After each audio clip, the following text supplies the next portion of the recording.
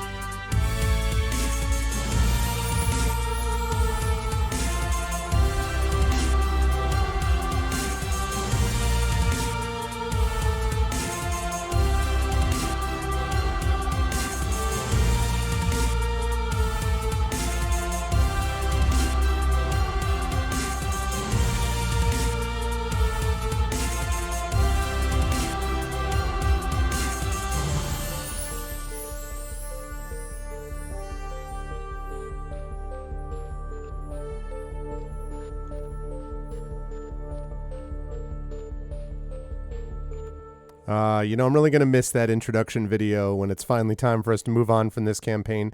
I'm going to miss it, but I am not going to miss the chance for us to play again today. It is so good to see all of you. Welcome, everybody, to day 74 of Esper Genesis Aftermath. We are sponsored, as always, by Alligator Alley Entertainment. Thank you to Alligator Alley for being awesome enough to sponsor us, and welcome to the Arvanauts to a Friday night stream. It is March 25th. This is the final Friday of March of 2022, and I hope everyone is doing well and is looking forward to some more of this as we continue with Esper Genesis Aftermath. Before I go any further, just a couple of reminders about ways to support us here on the channel. If you haven't done so already, please make sure to follow us here on the channel. Please check out our YouTube with !ArvTube, and please subscribe to us over there. Thank you so much to all of those who have been subbing to this point.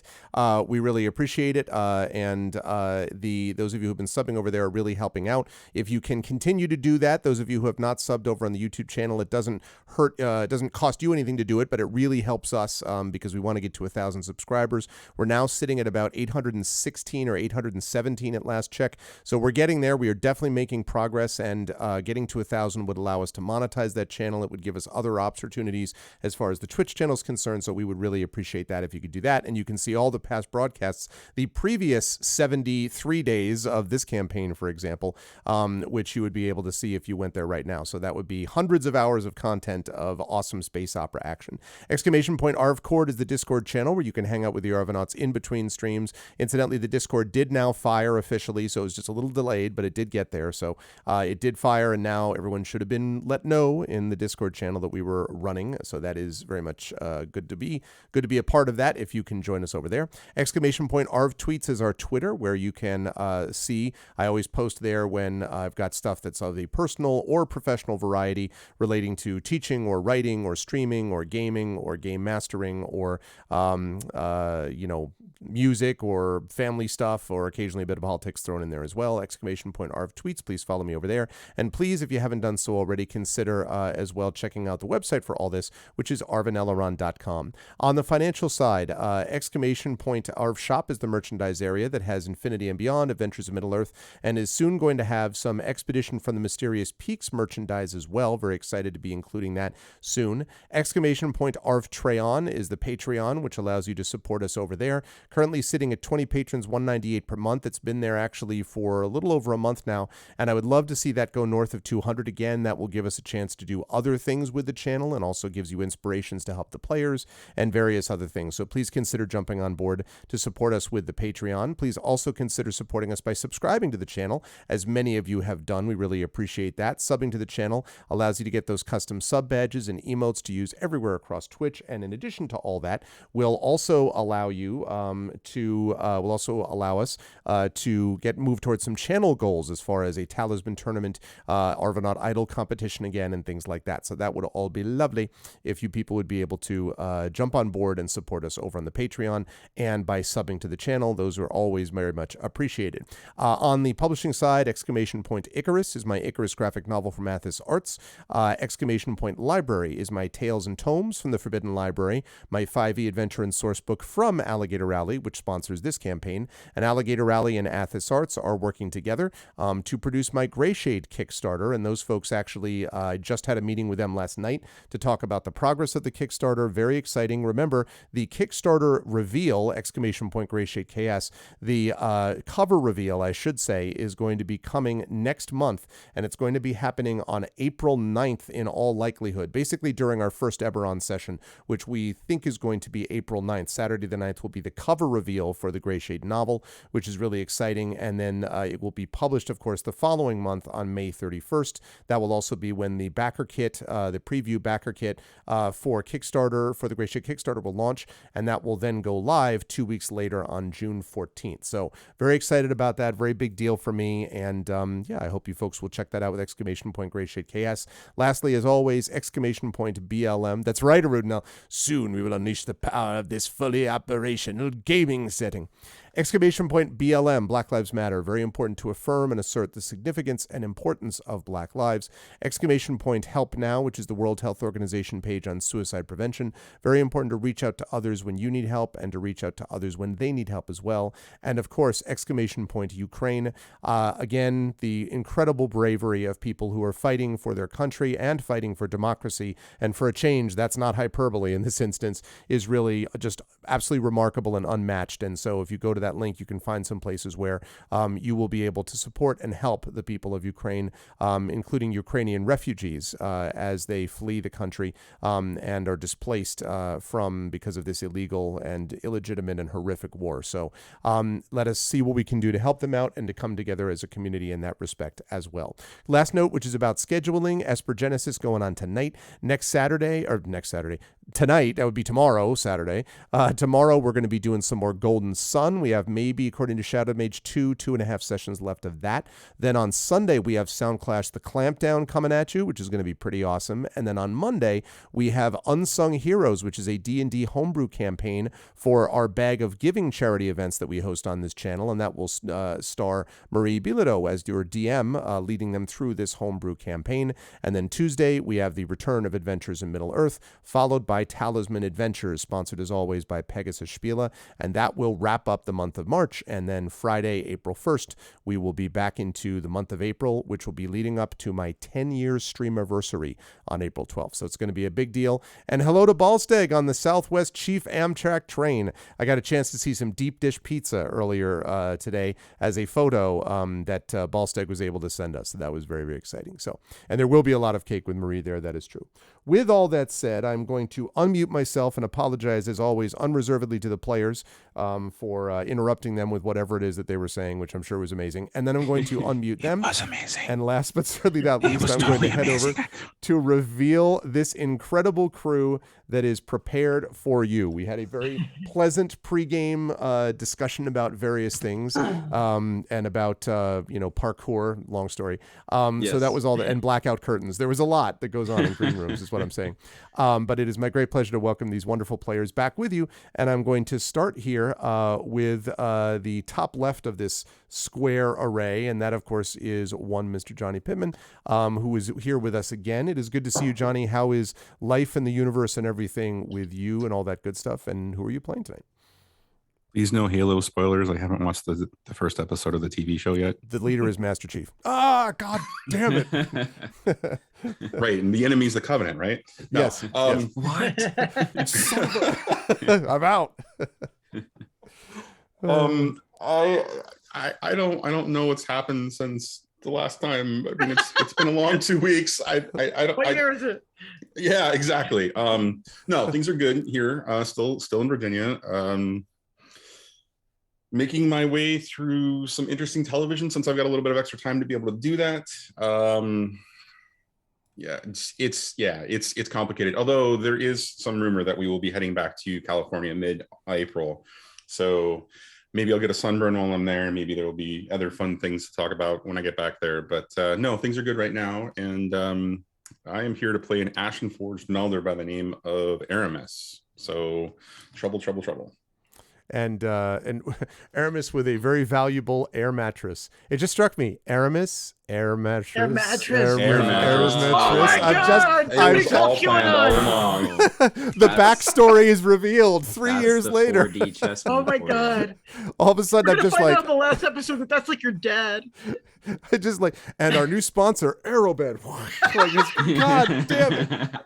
Oh, man. It was the greatest product placement of all time. It is a great pleasure to have Johnny with us. It is also, of course, as always, a great pleasure to have Kat Rambo with us, moving right along on that square. As you can see, perfectly centered this time between two amazing books. I am now, according to my Nook reader, 60% of the way through You Sexy Thing. It continues to be awesome, and I wish I would be reading it even faster if I wasn't also teaching and reading during a semester. It's not easy to do all that at once, but I'm getting there. It's great. It's amazing. It's been wonderful stuff.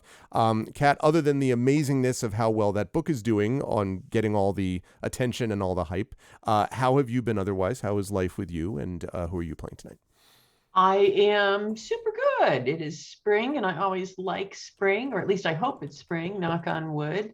The Reinvented Heart, which I will now gesture kind of at the background at, just came out in electronic form, and I urge people to go buy it. I just had the delight of interviewing Jane Yolen as part of the publicity for that, and she was just amazing and awesome. You should check out the interview.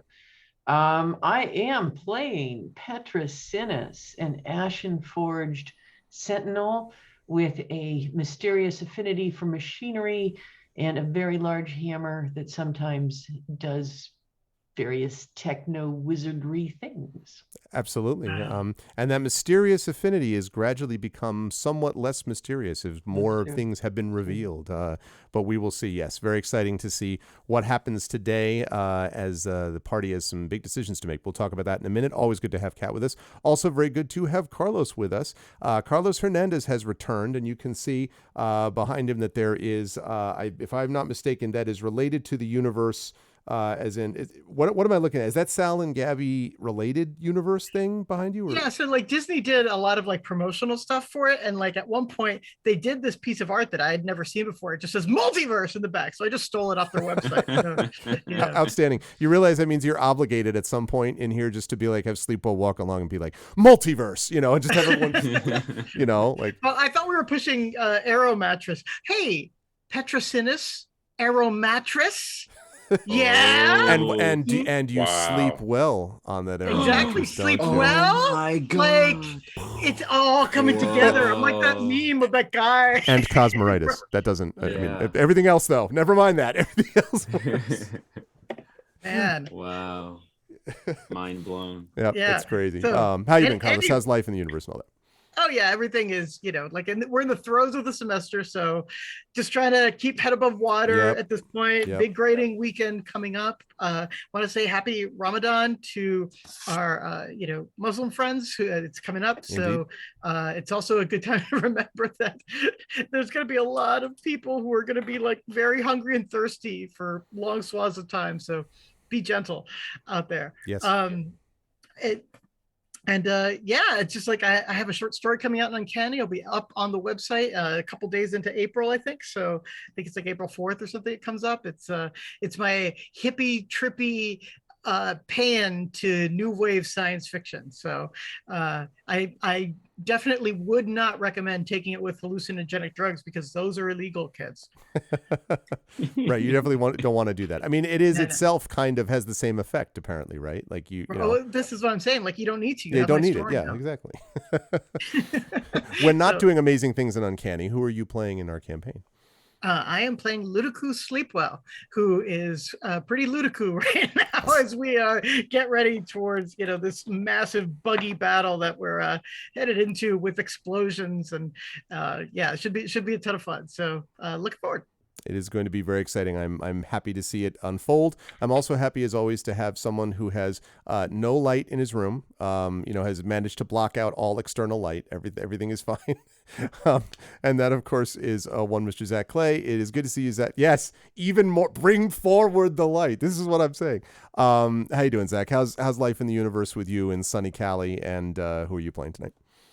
Yeah, I'm doing great. I'm here, joined by my close friend, the Setting Sun, and having a great time. I stopped by my friendly local game store today to pick up some Magic cards. I have some friends, actually also my older brother, who's getting into Magic the Gathering for the first time in many years. Wow! And so Please extend my condolences. Yeah, yeah.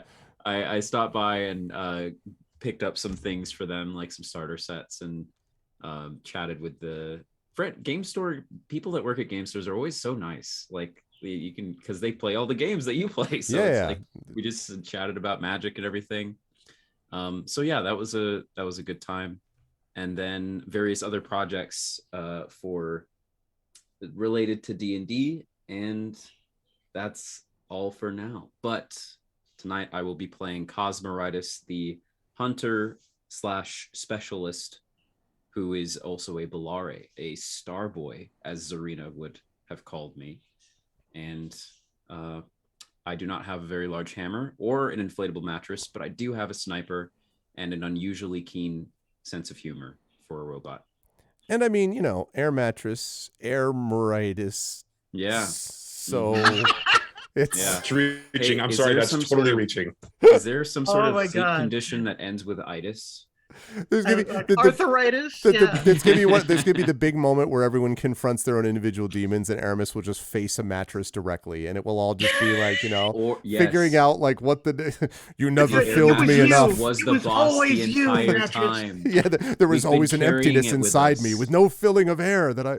Yes, like the long winter was in the air mattress the entire time. That's right. Oh my We were carrying.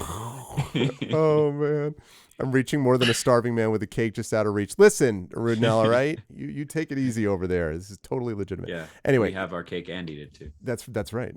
It is very good to have all of these wonderful people and good friends with me, and it is time, chat, to fire up a little bit of music. Let us get some. Let's do some weird things here.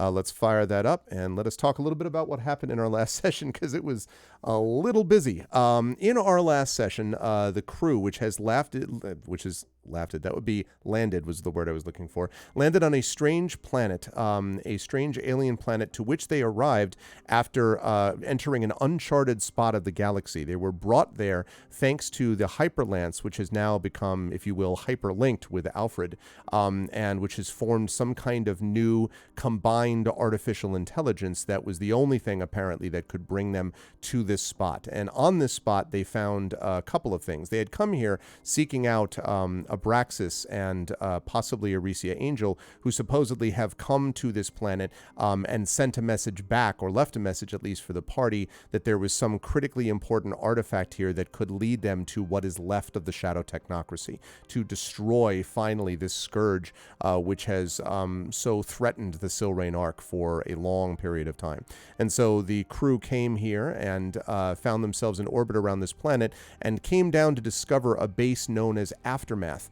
And inside that base, they discovered there are a group of hardy warriors and some civilians and citizens who are who call themselves Illustrians, and who are the last ones remaining after the planet has been beset by this army of bugs, basically, this army of sentient bug-like creatures. And the party got a chance to see that, the crew got a chance to see that for themselves, as the bugs used this iron ring to break through the shield that was above this base. They went through it. The party managed to, with a bunch of good thinking and some long-range weaponry, managed to defeat the bugs enough that they were able to close the shield again. They were able to rescue the people of Aftermath. And once that had been done, they were then asked to come and speak to several important figures, people that were important to what was going to happen later on.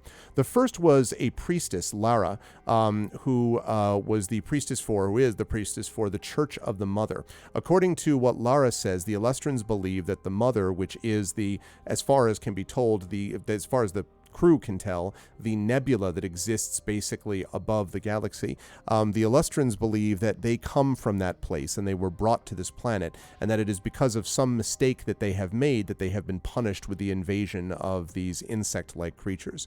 And they also made clear to the party, and this was the interesting thing about that, the fact that even though all these people are of familiar races to the party, there are Ashenforge, there are Kesh, there are Valna, there are Matakai, there are humans, Prometheans, all different kinds. The only ones that they do not see are Bellare, but otherwise every other race within the Silrain Arc is featured, but not in this particular situation. Despite all of that, they all call themselves Illustrians, and those words that are used with them have no meaning. When they say, well, aren't you a Kesh? They don't know what that is. So it's as if they've come to this strange place where time has not worked in the same way for whatever reason. And the artifact which the party has been told they need to find to get information about the Shadow Technocracy is called the Luminant. And when they mentioned this to Lara, the priestess explained that the Luminant was indeed a holy artifact for them as well, but that it is in the midst now of what was their old church and what has now become basically a hive for these bug-like creatures,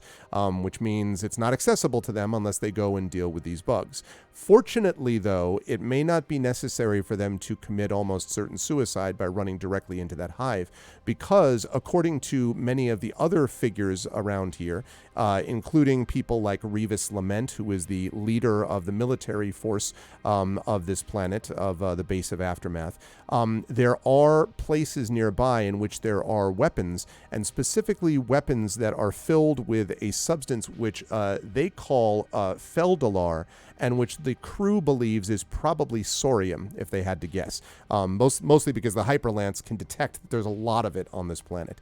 And so the party has asked two children, one child, I beg your pardon, Spindle, who is an 11-year-old boy, who has brought people to this old abandoned factory where a lot of this stuff can be found, this Feldalar, with the hope that if they can find this, they may be able to assemble a weapon, a bomb, if you will, powerful enough to be able to wipe out many of the bug creatures, and that would allow then the party to enter into that place, into the hive, and retrieve the Luminant. That's the theory. I'm sure it's all going to work exactly according to plan, but at least that's what the party has decided to do, and right at the end of the last session, they were going to rest before putting this whole plan into motion. Now, I have one question for the party, and then I will hand things over to them, and the question is, did I mention to you what the name of these creatures are. Did this get recognized by anyone or not? Because they are. Yeah, the Zamaron. Yes. Okay. Good. I wanted to make sure I had said that. So the Zamaron, Xamaron. The Right. Zamaron are the ones who are here, and I should say to the party as well. Oh, you already saw it. Never mind. I saw that one Kaz has given information because of taking notes. But I will show this actually for the benefit of chat as I slide over to the map here. I will show them also this handout, which I will make available to everyone else. Ooh. Okay, is that now? Are you all seeing it in the? Where are we supposed to be looking? Probably roll 20. Yeah, on roll 20. Oh, like Oh. it should pop up. Yeah, it should be popping up in your roll 20s, and I don't know why it isn't. Um, But if not, it's on the Twitch thing, on the Twitch stream for now, so that should Okay. be okay. So you can see here, chat, that all of these are basically ones that the defenders of Aftermath have been able to determine.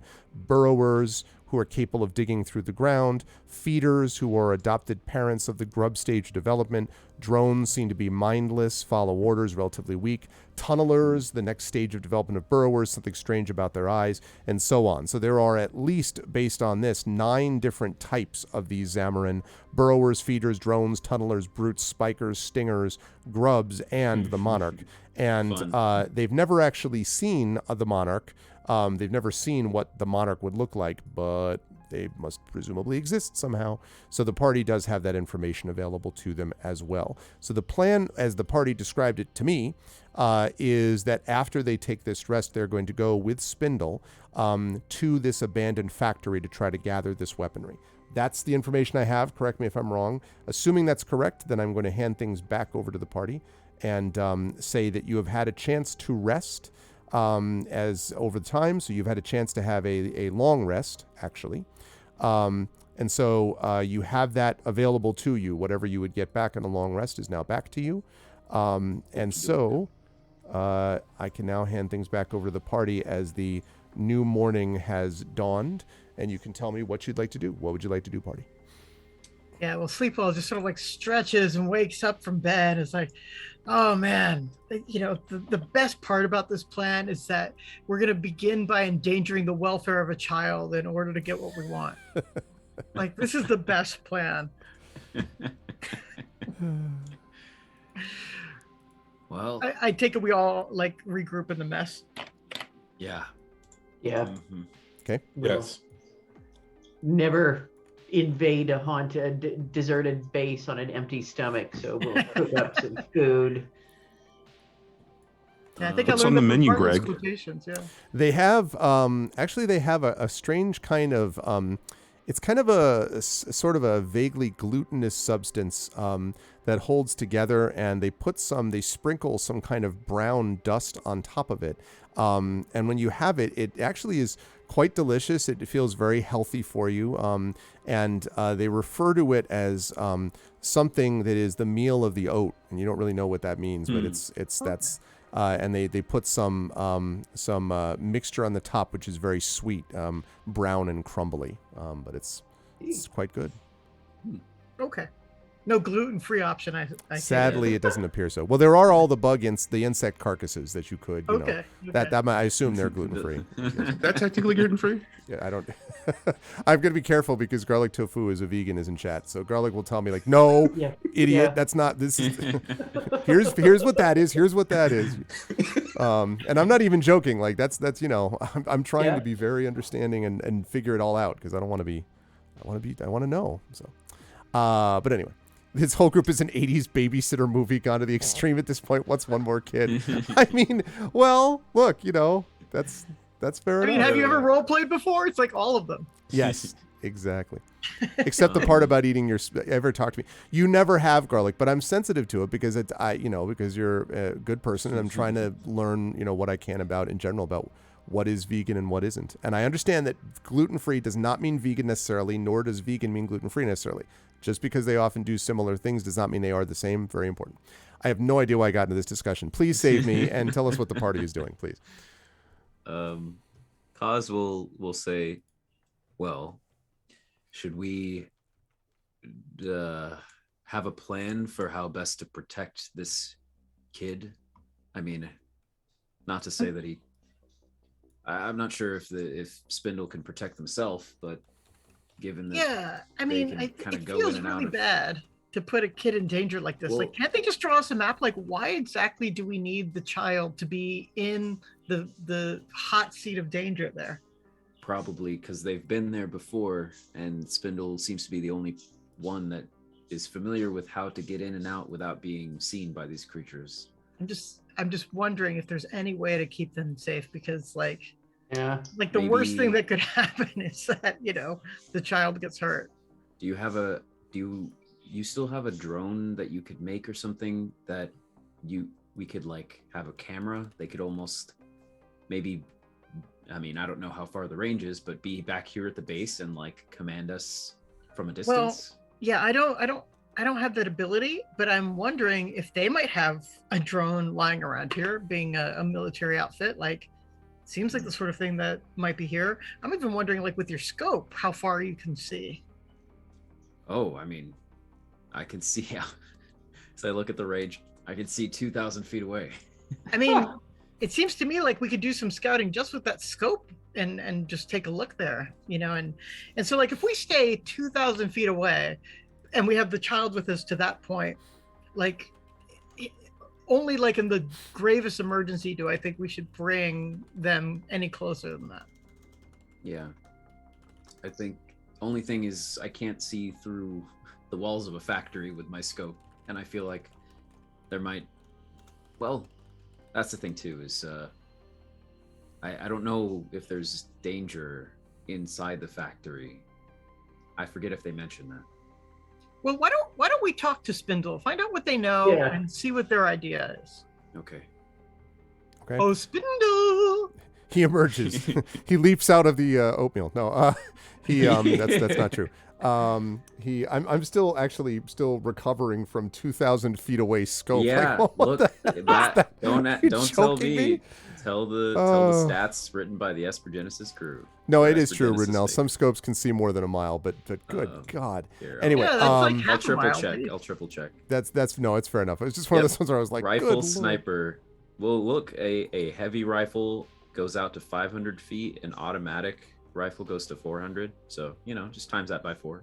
I was gonna say, I was like, I'm waiting for the 2,000 to jump in. Yeah. Anyway, so when you do in fact see Spindle, and Spindle is actually himself seems to be in fairly good spirits, and has already eaten his second bowl apparently of this meal of oat, whatever this is.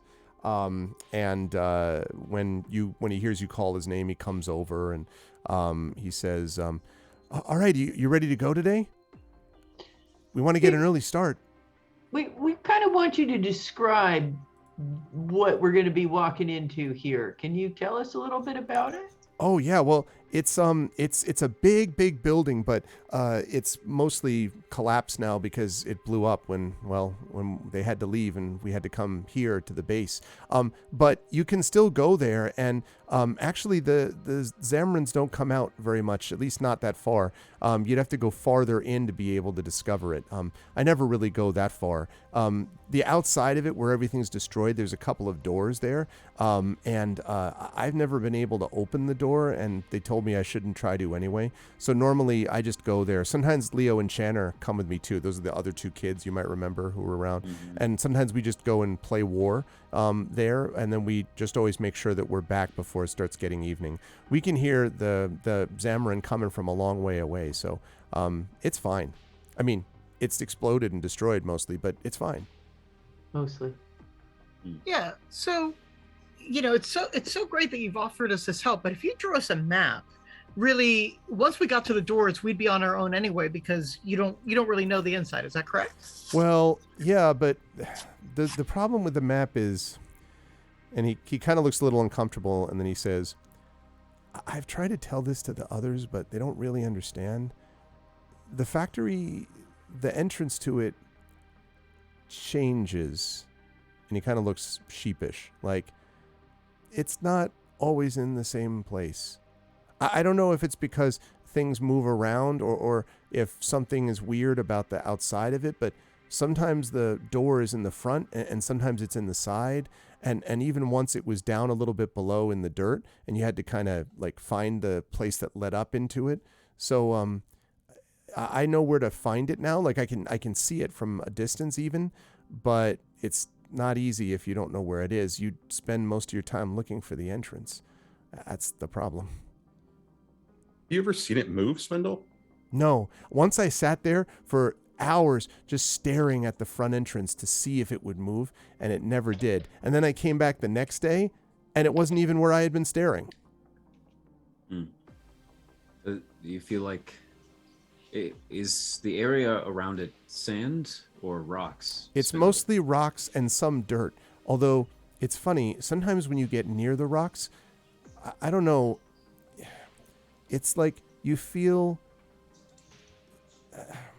like the hairs on, and he points to his arms, the hairs on my arms stand up. Like there's energy around it, or electricity, or something. Have you seen anything else weird around that factory? Not really. Although I always just go and, play sometimes with the others, and then we always leave. Actually, he kind of lowers his voice. I don't think the others really know how much we go there. I think they think we've only done it once or twice, but it's a really fun place to play. There's lots of stuff, and there's just no room in the base, and yeah. So you have been inside the base because you go inside to play there? Just inside the main room, though. The door that leads out of it, that's the one I've never been able to open that goes farther inside. Gotcha. And is that where... do you remember, Spindle, or do we remember, DM, where this cache of... Because we're not only looking for a cache of Sorium, but I think we're also looking for some sort of... a thing to put it on to take it with us, right? Like some kind of cart or something that can hold it. Yeah. Yes, those things are all supposedly, those? because this was like a refining facility, so that there's and a factory, a production facility.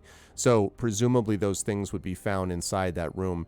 Spindle tells you that he's never seen that stuff in the main room that he plays in, which is like clearly the outermost room, but that there's another door that they haven't been able to open, and that obviously leads to the rest of the complex. So you would guess that it's past that door that they've never been able to open. And Spindle, you were saying that this factory was destroyed by the Zamarin. Yeah. Right? It was. They fought for it too, the people in Aftermath, but there were just too many of them.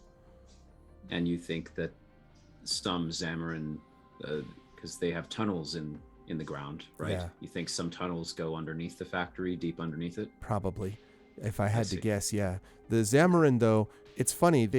There are some, like I said, but you'd think that they'd be all over the place, like in the Hive, where we used to have, where there used to be the big church.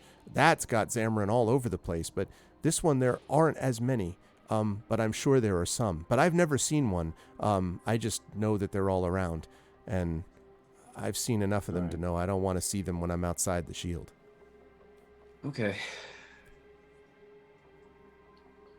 All right. Well, thank you. We're just gonna take a few more minutes to plan here for a second. Talk about adult stuff. So. Okay, sounds good. Just make sure you don't take too long though. We want to make sure we get out there, and get there while the light's good in the morning. And he nods, and then he smiles, and he goes off and starts talking to one of the soldiers. So, my friends, I can mentally kind of explain why there's like weird energy and all of that, but the doors are moving around. The doors are moving? That's what? That is very bizarro. Weird. And it must mean that something with intelligence is doing something more than we're giving the Zamarins credit for. So this turned like instantly into like a much, much more dangerous mission. Somebody's controlling Sorium. Somebody's doing almost magical things with Sorium. Aramis nods, looks at everybody to follow him, and goes and finds the engineer that I was talking to you last time with the burns. Yeah. Mm-hmm. Yep. Treveus. Yep. Treveus. Yep, you find Treveus. While we're walking, Kaz kind of mentions to Sleepwell.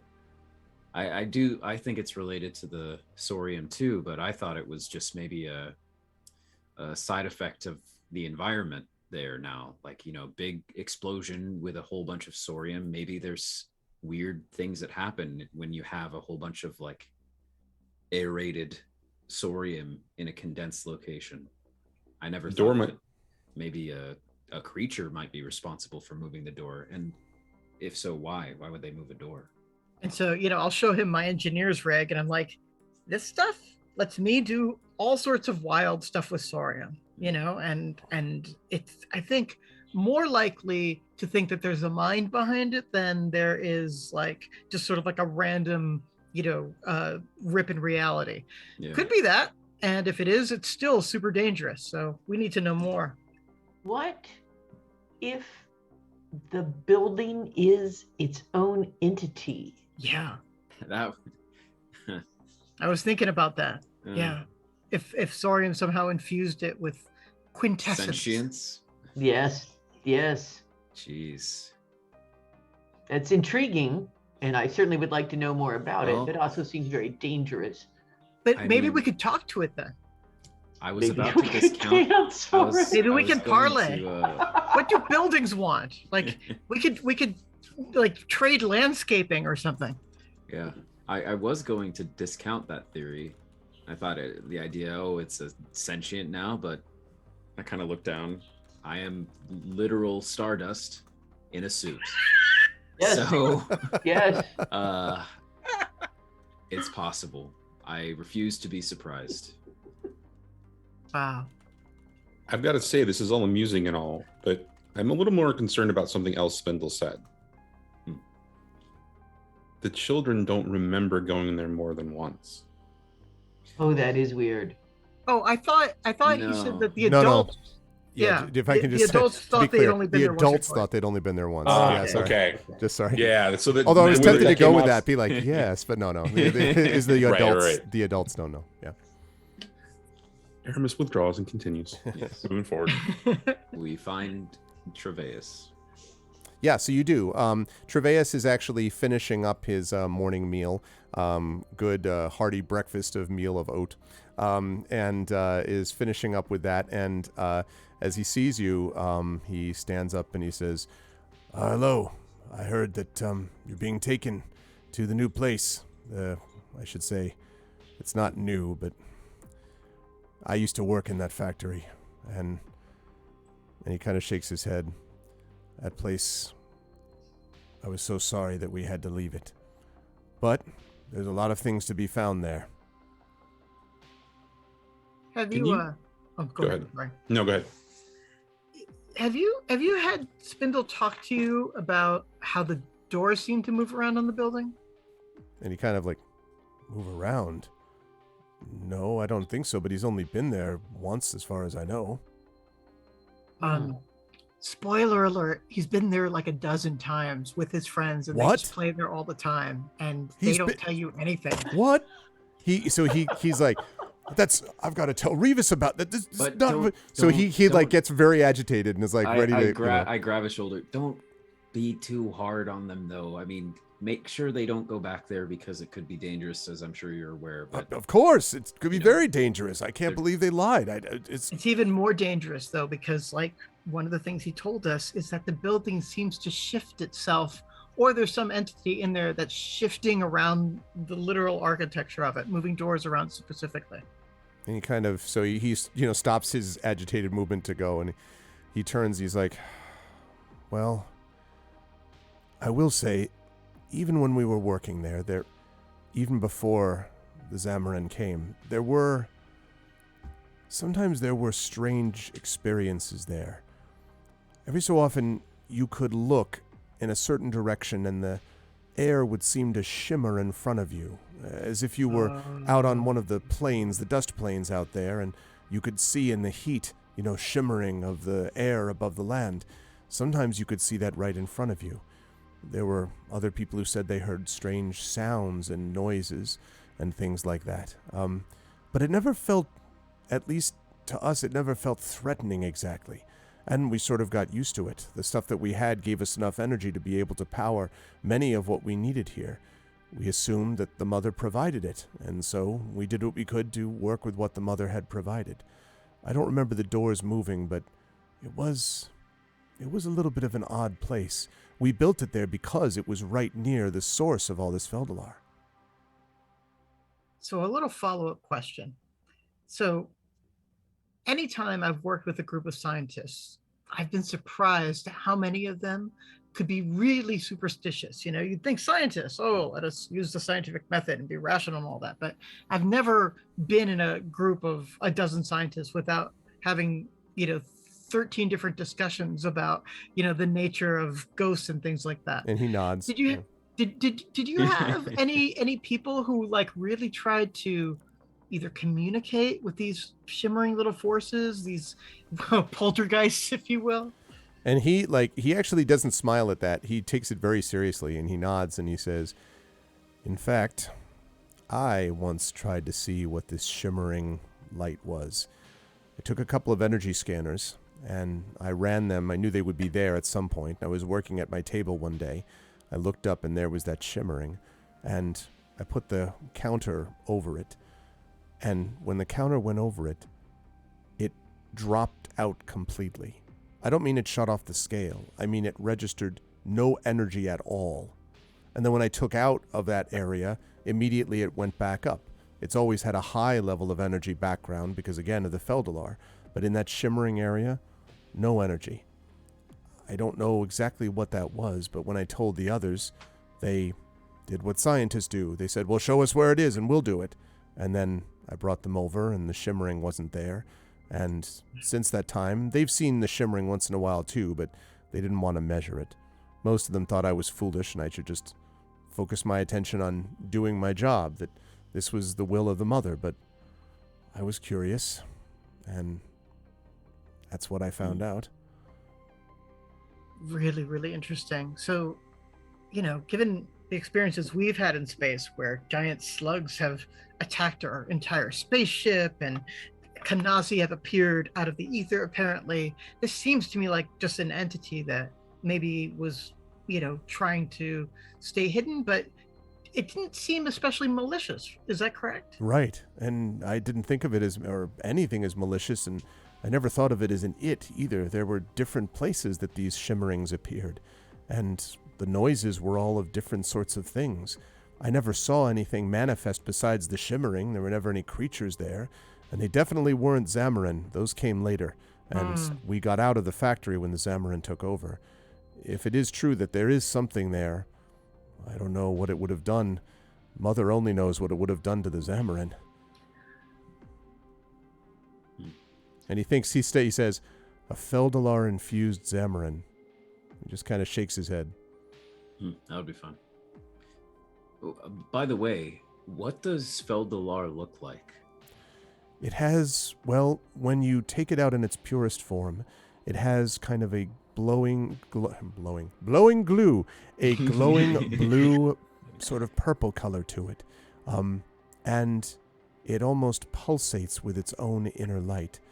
It's an incredible source of energy. Even with a small percentage of it, you can use it for a good period of time.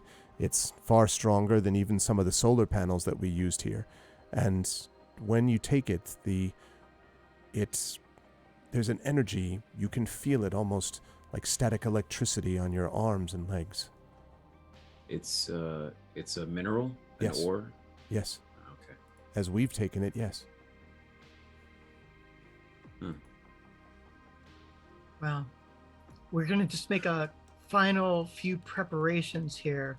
Let me ask you this. Since you've had some encounters with what seems to be some kind of creature, that's how I'm hypothesizing about it now. Did you ever see anybody do anything that maybe appeased it or seemed to please it, make the energy just feel a little happier? No, I never really saw many people interact with the energy at all. Most of them ignored it, and sometimes the ones who saw it most they would do is reach out and touch it with a hand or a finger, or, as in my case, use the energy sensor, and nothing else happened to it. As I say, we never thought of it as sentient. I never even thought about an intelligence there. It would be like interacting with a cloud of rain, I suppose. All right, well, Aramis, Petra, did you want to ask anything else?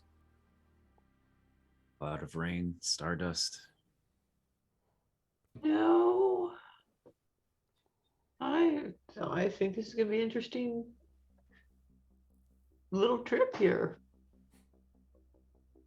I'm not quite sure what to expect. Yeah.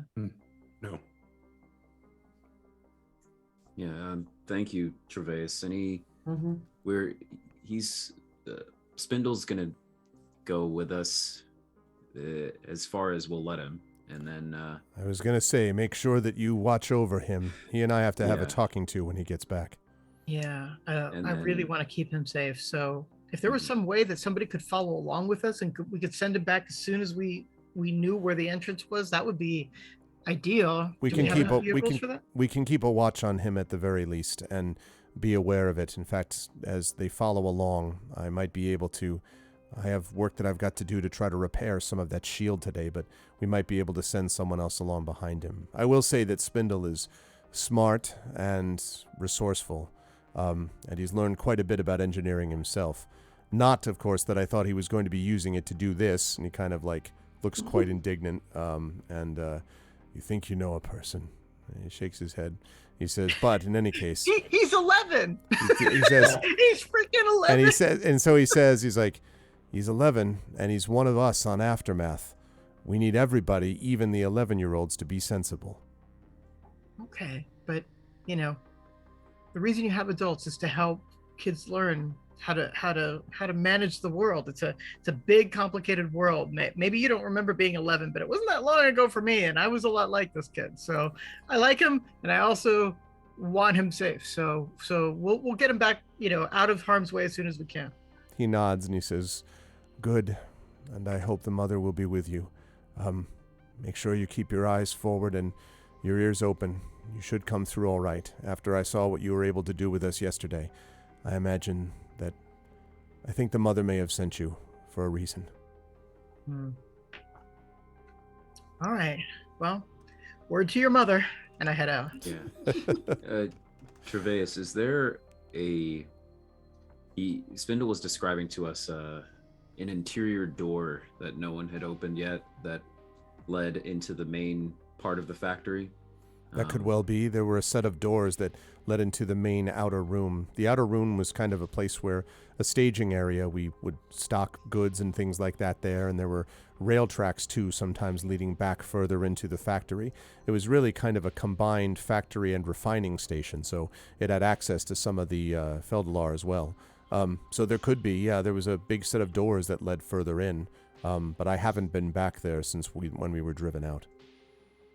Ooh, even if the entrance is changing, or perhaps even the interior, is there anything we could look out for when we arrive in that factory? In interior markings, nameplates of rooms or locations? And he thinks about it and he says, "Well, there were," and he kind of thinks about the possibilities, and he says, we used to use some of these things were these basically hover carts. They were useful because the Saurium themselves, the Feldalar, because you keep talking about Sauriums. Yeah. No, the Feldalar says because the Feldalar themselves could be heavy and actually weigh things down. So we would use one of these hover carts, and it would allow us to go over even uneven terrain. You might find a couple of them in there, but I mean, it's been a while since we've been driven from there. I can't imagine that they're functional. But if you could find one, it would make things much easier. If you wanted to collect some of that Feldalar, bring it back, like Revis was saying you might want to do, you might be able to do so if you could find one of those carts. Either a regular cart or a hover cart, even better. If you can track one down in there, it's possible. I know that they had them. I even worked on some of them myself. So you could keep an eye out for that. All right. Sounds good. All right. Be safe. And he... Get ready to go. Okay. Let's take our 11-year-old and get going. So, Kaz says... That's a party order. Kids in front. Yes. So, Spindle, how far away is this factory from Aftermath? Wait, is Aftermath this base, or is Aftermath... Aftermath is the base. Okay. Aftermath is the base. So the factory, he says, is about an hour's walk because it kind of because the terrain is not easy. You got to like kind of walk over and around, so it's not all that far, but it's about an hour's travel or so to be able to get there. It makes sense for Sleepwell to make us a little car, Well, just in case we need to make a fast getaway. Kaz says, Sleepwell, you may not have noticed, but while you were always in the med bay working on Alfred, sometimes I'd go down to the main ramp and the vehicle docking and engineering room and kind of take a look over some of the things that you'd left there. And then also picked up a few things along the way. I can actually also try to make a vehicle now. Wow. Yeah. Well, that's pretty incredible. Yeah, I'm but not I very can fast only at it. make monster trucks. I'm just kidding. I wish. Well, but I mean, something monster trucky would be good in this terrain, I think. Yeah, actually. So as much as I would love to make a motorcycle, I think making some sort of, bulk truck or ATV kind of car would help. Yeah. I just had this vision of a motorcycle with like 4 sidecars. Like, that'd be really cool. I just thought about the is it the Mako, the Mass Effect Oh yeah, the terrible don't make physics that that like thing. that. Oh my Brr, god, bounce, very bounce. interesting. Like Very- the worst vehicle yeah. ever designed. Of all time, It's yes. like the cat of vehicle. Like you can never It's land true. it upside down. Oh, Like, the like, worst physics of all time. Very interesting. Yeah. So, I don't know think, if we want me to make the vehicle or if you should. So, I'm scared of Zamarins and also sentient creatures that can change the architecture of a building. Mhm. I have a pretty powerful healing spell slot that occupies the same spell slot as the vehicle. So if I can hold on to, and I'm saying spells loosely, haha, it's really all just Sorium, of course. We don't cast spells in this game. Esper. What game? There's no game going on. But yes, this is deadly serious, and I am able to use my Sorium-infused engineering skill set in Yes. order to repair wounds with nanotechnology. And so I'd like to be able to Mhm. hold on to that ability as long as possible should Okay. things go south for us. That's perfect. Most of Fair enough. my Esper powers tend to be utility anyway for the group. So, yeah.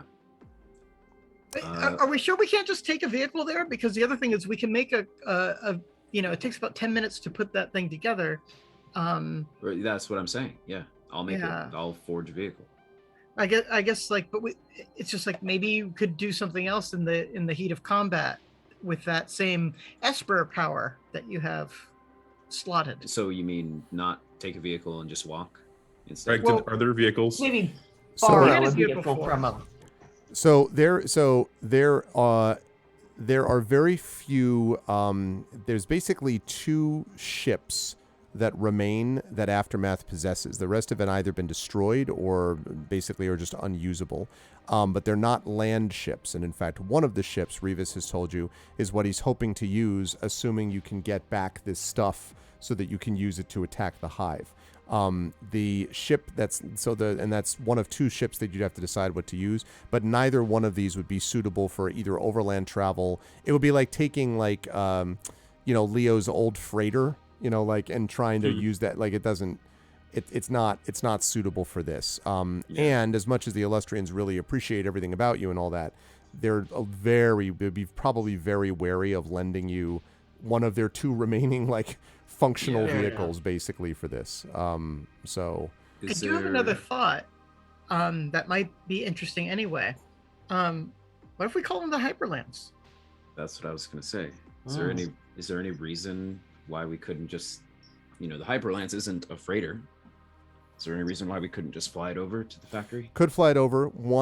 However, one note is that the Hyperlance, and there is, you may remember that there might even have been a suggestion of this before, that the Hyperlance may have partly attracted the attention of some of the Zamarin in the first place. there is something about the unique signature of what some of these things are, including those with heavy amounts of sorium usage, or like, you know, like signatures, basically, that may actually summon or signal these creatures. They seem to be connected to it, which may explain one of their, like, some of the connection to, you know, the hive or these other places that have this stuff. So there is the danger that by using the hyperlance, you're actually going to be bringing all of these creatures down on top of you. Okay. It's up to you. I mean, you certainly can give it a shot if you want. I'm just letting you know that that is something which, you know, you thought about when you were first coming in to the planet. So I'll say to Sleepwell. So yeah, I can forge a vehicle. Sleepwell, were you suggesting a bit ago that we take one of the colony's vehicles? That's what I was suggesting for a couple of reasons. But now, as we consider the fact that the Zamarans are maybe attracted to Sorium, the vehicle that you made would be basically made out of Sorium. It would be a Sorium invoked thing. So it might also cause us problems. Yeah. But I mean, even then as well, the carts that we'd be using to take the Feldalar, the Sorium, back, and the Sorium itself is also Sorium. Right. So we can't do anything about that, though. You know, what I'm thinking is, like, we have to do that part, but do we want to add more Sorium on top of it then? Sure. So, yeah, but it does take 10 minutes. I was going to say we could just walk. There's no problem walking there. But let's say we do need to zip away for some reason. You know, the entire hive comes out and attacks us and we need to get back to the space. How are we going to do that quickly? So, well, what we could do is we could jump into your hole. That's for an hour. We could jump into your hole. How big is that thing again? Large. Let me see. Because, like, could you make the vehicle in there and then, like, fly out of the hole? Well, let's see. That would be the awesomest thing in the universe, and their DMs would allow that. I thought for a minute, by the way, hi Crit Twitch, hi Triffity Mats, and thank you, Arenth, for the Prime sub. I appreciate it. And the 28 months of support. I appreciate it, Arenth. Welcome. Yeah, I had this image you were going to be like, can we move the hole from here to there? And I was going to be like, no, that was not going. That will not occur. No. I'm imagining like a heavy metal band cover of, like, us popping out of a wormhole into the desert. The dimensional pocket can only hold 8 medium creatures. But the vehicle can only hold 4, right? Yes. However, the only a creature can enter the dimensional pocket. Like, that's the thing that it allows in. So if we're carrying something, that's counted as being a part of us. So unless, you know, I don't know if the vehicle would come up with us, even if we were in it. Oh, no, what I'm imagining is this. All right, so we're being chased by 100,000 Zamorans, right? Oh. We go into the hole. You construct the vehicle in 10 minutes. We wait to see if they disrupt, and if they don't, we just run over them as we pop out of the hole. Would I be able to, if the dimensional pocket doesn't have dimensions, it just says it can hold as many as 8 medium creatures. So would I actually be able to create a vehicle in that? I don't think it's a problem of the room with there, but I don't think there's any way you get the vehicle from there out into regular space. I don't think it's designed to accommodate that. Otherwise, there's no reason you couldn't have put the whole hyperlance into the dimensional space, and there are limitations. Well, you should feel good that I allowed the air mattress in there. Yeah. It says it can only hold as many as 8 medium creatures. So I think that's supposed to be its boundary. And then it says anything inside the extra dimensional space drops out when the effect ends.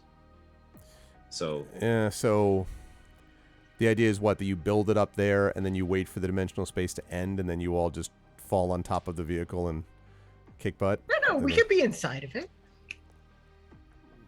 Yeah. Well, is that one of those see when you get there kind of things? Yeah. Yeah, admittedly, skeptical it Al sounds is dicey skeptical. to me. Yeah. All right. Well, let's get to the factory first, and then, you know, if it does look sketchy on the outside, I could spend 10 minutes outside the factory making a vehicle, and then we just try to speed run the factory's interior and quickly get back out before tunnelers come up from below or above. But maybe we don't even. Maybe it is. I mean, the kids walk there. We can just walk there. Yeah. I think they Let's start walk with there and that. back. We can do it. Yeah. Well, then Alright. let's go. Let's do it. We're walking with our 11-year-old to the Making sure he's in incredibly front, right? dangerous Yes. To factory. gather, yeah, make sure he catches all the fire. Just want to make sure We- he's in front. We surround him like a pack of security guards. Walking Yeah. along with this 11-year-old. Isn't that what the drones are for? Well, I mean, I have my 4 drones. That's right. So they're especially like surrounding him. So you travel. It's still morning. So, but despite that, the mother's light far above you, the nebula, still kind of provides this sort of you could still see a little bit of it in the sky, almost like, to jump out of game for a minute, when you see the moon during the day, occasionally in the sky. Same deal. You can see some of the kind of shimmering of it a little bit above you as you make your way to the abandoned factory. And Spindle was not lying. It is definitely rough terrain, kind of goes up and over. You have to spend extra time on these rocks. It would have been quite a vehicle that could have made it over here anyway, with how uneven all of the rock and terrain is. But after about an hour or so, you see several kind of smaller mountains whose tops have been replaced, you can see from here, by geodesic domes with giant smokestacks coming out of the apexes of the domes. And Spindle points and he says, all right, it's right down there, not very far. Just a few more minutes. As you go down, just be careful because it can get slippery on these rocks. And so as you sort of follow yourself down, you can follow him down, you can see that there is, as you get closer, there are a set of what look like metal rails, basically, leading from the bottom of this one hill that's pretty much like a combination of like shale and other sort of loose rock. And the rails are parallel to each other, and they lead into the front of the facility. There are these huge metal doors on the facility that barely hang on their hinges, and both of them are ajar.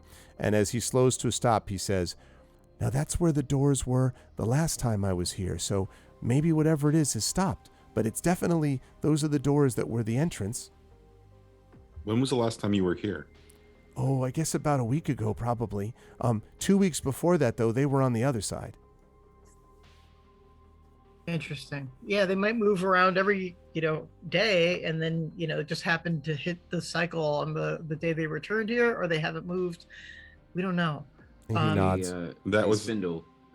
When the Sorry, doors go move, do you imagine it like someone grabbed the whole factory and rotated it? Or does the factory stay the same and the doors move around the factory? I don't know. I mean, the room there basically looks the same to me whenever I'm inside or outside of it, except for the doors. And I've never seen the doors move while I was looking at it. It's only when I'm not looking at it that they seem to change. But is there, in your view, is there a front to this factory? Well, this is what I would say is the front. But when the door's on the other side, it kind of feels like, I guess that's the front. I mean, the inside room looks sort of the same. The only thing that you can know that's different is the other doors, the ones that I can't get open that I told you about. All right. Okay, that's all I needed to ask. I look at everyone else. Yeah, and so I'm gonna look to Aramis and say, like, I'm trying to remember, do you have some kind of ability to detect Esper powers in action? It's short ranged, but yeah. Just wondering, like, if we get into those doors and we can start doing a little investigating before we go too far in. If it's Sorium, then it's going to be lit up like Esper regardless. So I mean, it might be able to lead us to the right place, though, right? And if it's all Sorium, then we'll at least know that. Sure, we can do that. Not a problem. And so when we finally make the approach, Greg, I'll fire up Esper Sense. Yeah. Okay. Kaz will, to get the most out of his 2,000 feet of scopable range, which I don't think means that like I can scope something 2,000 feet away and make it look as if it's, you know, right in front of me, but Right. that's the furthest I can take a shot. Mhm. So I will look through the scope, assuming now is the point that we're kind of seeing the factory in the distance, Mhm. and just see if I can see any movement, or any other possible entrances, or anything strange like those weird wavy lines. Make a perception check for me, please. Okie dokie. And yeah, and I should say that it was over this hill, so it's probably only about 500 feet away. It's not thousands of feet away. So Okay, 23. let me see why my. Hold on a second. I want to make sure that I got this working. There we go. I was wondering where that was. Now it's there. Cool. Yeah, when you look down and through your scope, you can see just through the kind of the doors are ajar, as I said, and they open. I believe they open inward. Let me just double check. They open inward, yes. And as you are looking at it, you can see beyond what looks like a lot of debris basically on the ground. And there's not a lot of light inside the doors from what you can tell. Obviously, there's a roof on the place and everything. But there's a lot of debris there. As far as the doors themselves, they look to be pretty standard, very large, normal metal doors from what you can tell. You do not see any shimmering, and even from your distance, because you're kind of up a little bit, you can see down to the door, but like what's on the other side of that room or whatever, you can't see from here. So, but yeah, it does not look to be shimmering or moving from here. Okay. All right. I Well, suppose we can head down. And cautiously. I say to Sleepwell, do you think here's where we should leave little Spindle? So I'm gonna turn to Spindle and it's like, all right, Spindle. So you're a smart kid. You have all sorts of like awareness about these bug creatures and how to keep yourself safe and stuff. Are you detecting anything right now? Does everything seem quiet or? Right. Well, right now, I've actually been listening the whole way through. What you do is, and he kind of like kneels down and puts his left hand on the ground and looks up at you as if, just, you do this. He kind of looks up at you as if waiting. Oh yeah, I do it. Yeah. And he says, and then you have to close your eyes a little bit and just see if you can feel the flow. Now, Sleepo, when he says that, I want you to make an insight check for me, please. Okay. I'm going to fire up Esper Sense at the same time. Okay. Oh. So, sorry, looking at my insight. I think That's pretty good, actually. Esper thickens. Spindle's actually Luke Skywalker. It's working. It's working. Okay. Sorry. What was that? 14. 14. So, why? I do not understand why it's like it doesn't, unless you actually focus on the browser, it doesn't pop up the die roll quickly, and I don't know why it's doing that. Anyway, you get the sense, Sleepwell, that when he does this and his eyes are closed, there's a kind of calm that comes about him as he's doing this. And as you, Aramis, activate this sense, you can see, of course, your companions, including yourself, all have this faint kind of glow of Esper power, and so does Spindle, and more strongly than you. Now, you don't get the impression that that's more, not like going to destroy the planet, but it definitely is a strong Esper sort of flowing from and off him. And flowing, by the way, from the earth, too, up into him. Yeah. That was the question I was just about to ask. Mm-hmm. So, not Luke, Anakin. So I'm just imitating him, and I'm trying to feel the vibe here. Am I getting anything? Yeah, make, let me see, how do I want to do this? You said an insight check before, so. Well, that's insight into him, though. This is different. Yeah, like what's the Sorium equivalent of Arcana? Maybe like something related to how Sleepwell cast casts his Esper powers, Mm. almost like- like a Esper attack. Like forging know. and stuff. Yeah, forging ability. Yeah, what I'll ask you to do is I'm actually going to ask you to make an Arcana check, but I want you to add Sleep Well. And Well, it's there- not yeah, called there Arcana. There is no not Arcana. Arcana. Sorry. Run a million campaigns. Not Arcana. Sorry. Yeah. I need you to make. It would be. No, like, yeah, it's hard. Nature. There really needs to be Yeah, there I should don't be. know, Esper sense or something. No, Like you a know what this wisdom is? check, You know what maybe? this is? Survival. But I want you to do survival, but I would like you to add your forging modifier to this, is what I want you to okay. do. Interesting. All right. Ooh. 27. Yeah. Nice.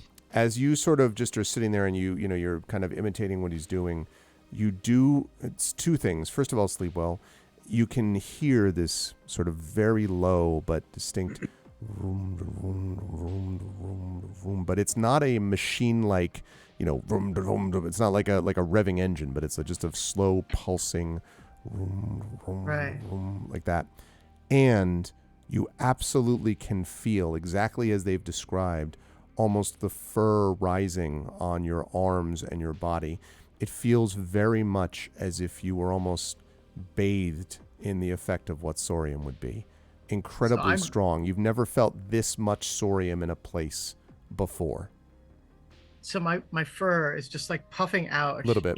Like Now, not in a way static, that's just like, but I mean, it does, yes, no question. No, it's mine heavy. does that. I Okay, can sorry. relate If on you want it to levels be, of- you can do that. Yeah, yes, so it's up I to you. absolutely, and I kind of like look up and my eyes have turned to pure golden Sorium, and I say, they should have sent a poet. I am the one. No, but I say I actually can feel it. There's like a thrum that it's giving off, and it is an amazing amount of power. So, Spindle, now that I've locked into it, what am I listening for that's different when there's danger around? He says, and he still has his eyes closed. He says, well, when you hear the sound right below, if there's something coming, you hear it getting messed up. Like there's like a zoom, a zoom, a zoom, and he kind of imitates the sound that you're hearing. But then there's like a like something's like crossing over it. Trevain says that it's like when you get electricity and you cross the wires the wrong way. Something like interrupts it. That's when I know there's creatures coming. Sometimes you can hear them from a long distance, but they're not nearby. They're just crawling around somewhere. But when you hear it getting really like, then you know they're getting really close. Okay. All right. All right. Spindle, you've gotten home safely 1,000,000 times by yourself. Do you think you can get yourself home safely this time? It feels like it's safe right now. And he says, are you sure you're okay to be in there by yourself, though? And he says this with a complete deadpan serious, like he's an adult talking. Are you Oh, sure that'll be exactly. okay? Type of thing. Yeah. Well, here's the thing. You just taught me something really important about Esper powers that I didn't know. You definitely have knowledge that could be helpful. But, anytime you're engaged in one of these situations, there's something called risk assessment. And right now, it's too much of a risk to put your life in danger. That's what we're here to do.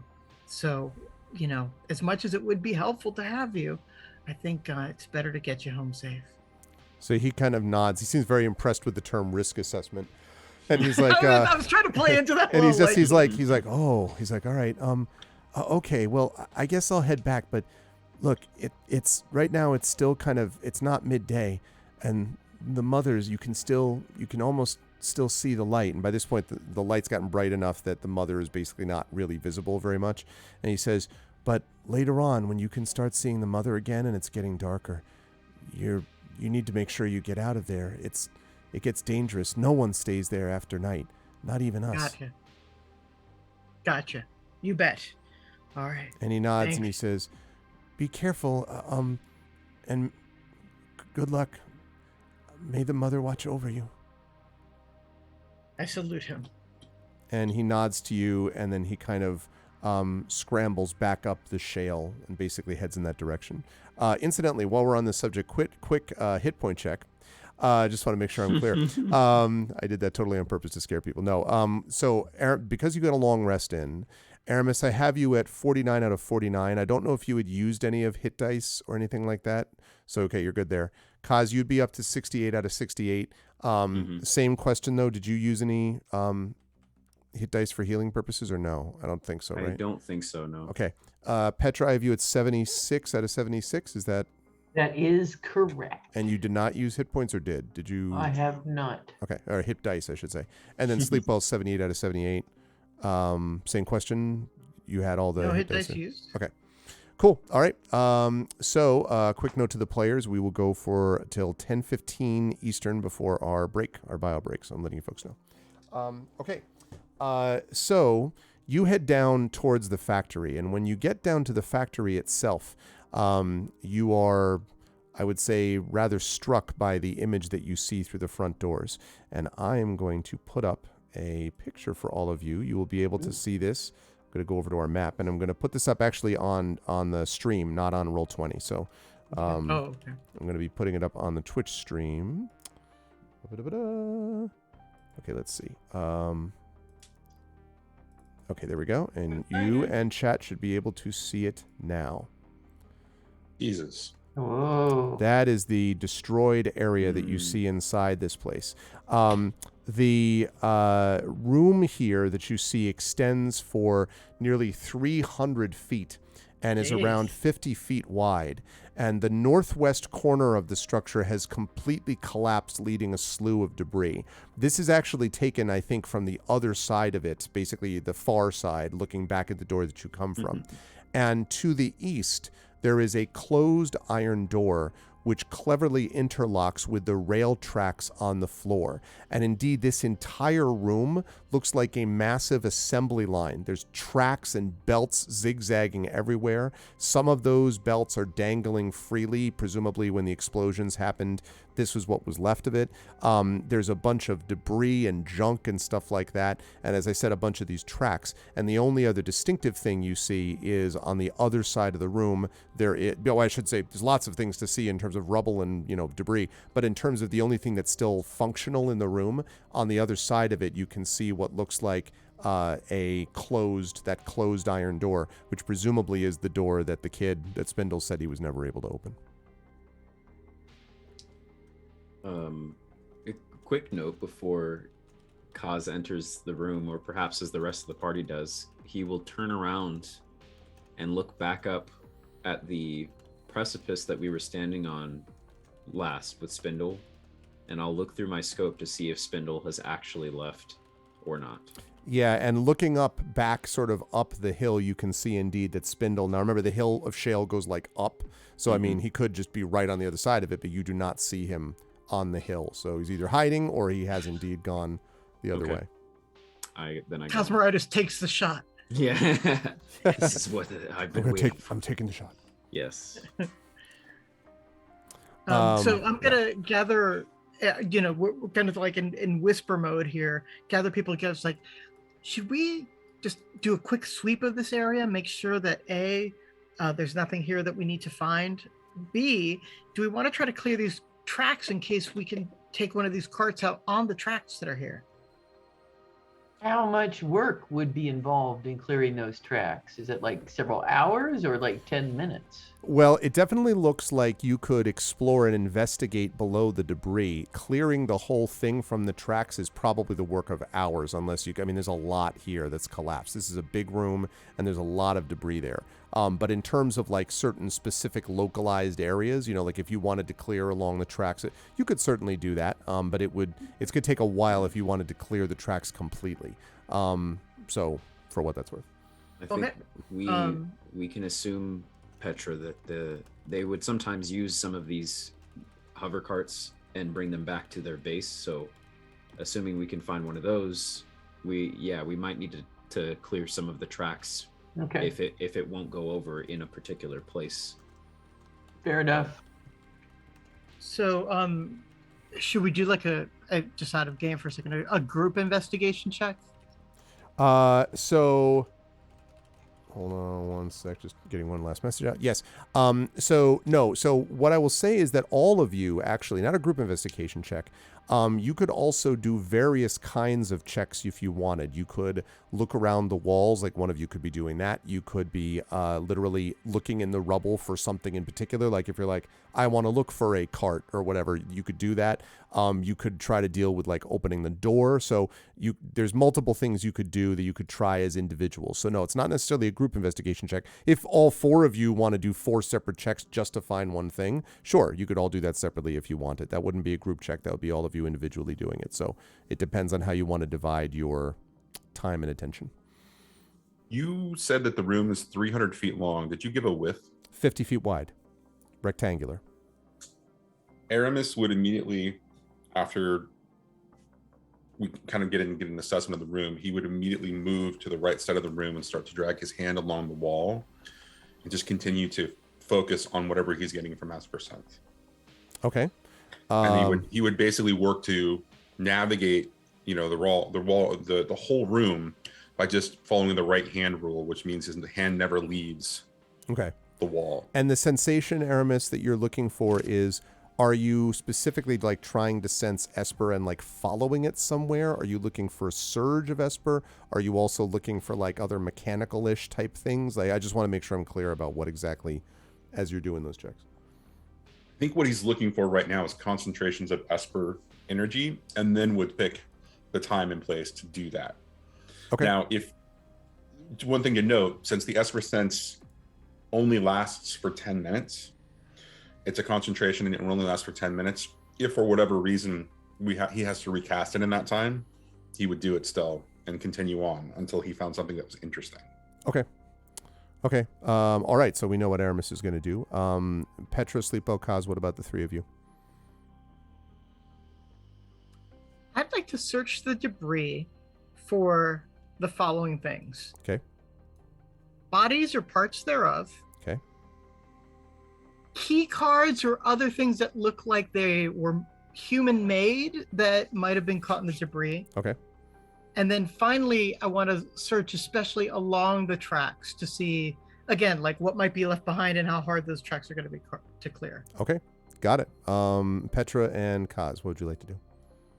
I'm going to look along the walls, just kind of see if there's anything on the walls or anything interesting about them, just sort of. And specifically not like Aramis, who's doing just with the Esper thing. You're doing this as like, I'm eye checking it. Gotcha. Yeah. Okay. Perfect. And Kaz? I'm going to use my 2,000-foot scope to look everywhere. I keep Aramis in my sights the entire time as I just see you go around the perimeter of the room. Just a little intimidating there, buddy. That's for no reason. Yeah, it's just tiny bit intimidating. In the theater, this entire scene is through the lens of a sniper if any one of you in chat or here has ever played a video game, you know that all of you at one point in a space game took like the Black Widow in Mass Effect and followed an NPC around and didn't actually shoot them, just followed them with the scope. Everybody does. No, I don't.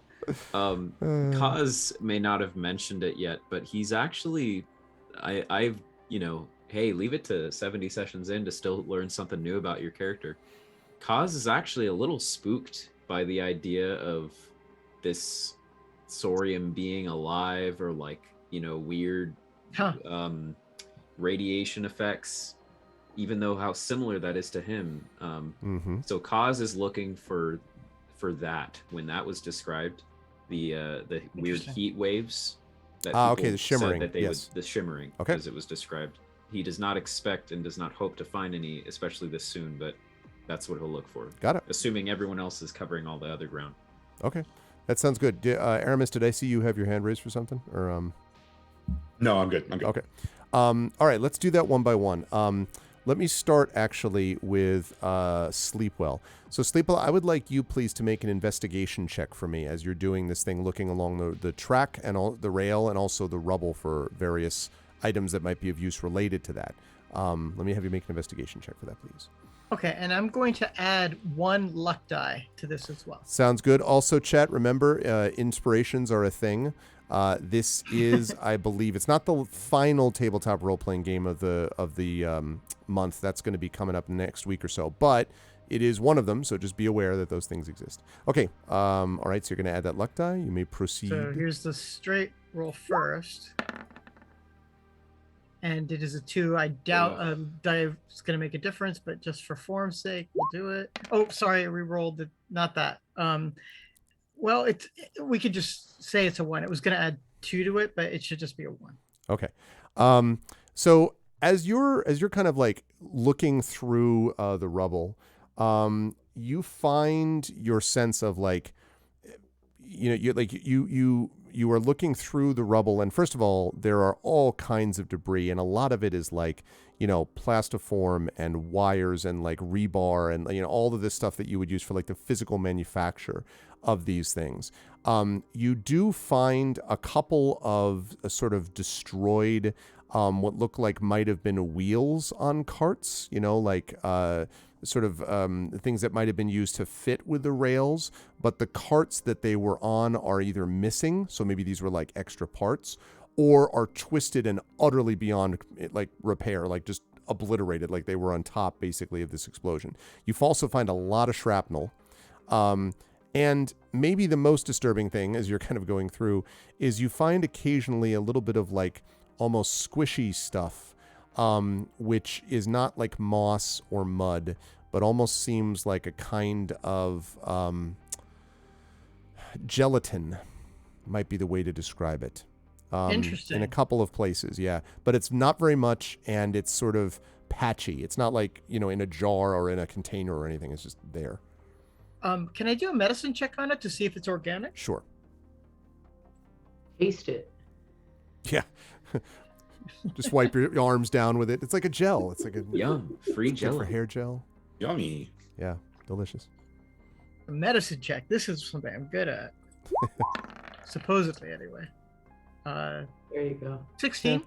So, yes, almost certainly organic. Definitely not synthetic. But what it is organically is hard to say. It seems like it could be some kind of secretion, but you have never seen anything that has this particular sort of secretion, and you would need considerably more facilities to be able, like, go up to the Hyperlance and check it in the med bay or something. But what you have here in the field, definitely organic and not synthetic. But beyond that, you don't really know what the function of it would be. I'm gonna announce it to everybody though. It's like we've got some sort of like organic slime here. I don't know if it comes from our bug friends or other sorts of insectival / slug-like creature, but like, yeah, we're definitely like in an area where we should be on double alert. Thank you, Tilted Gaming.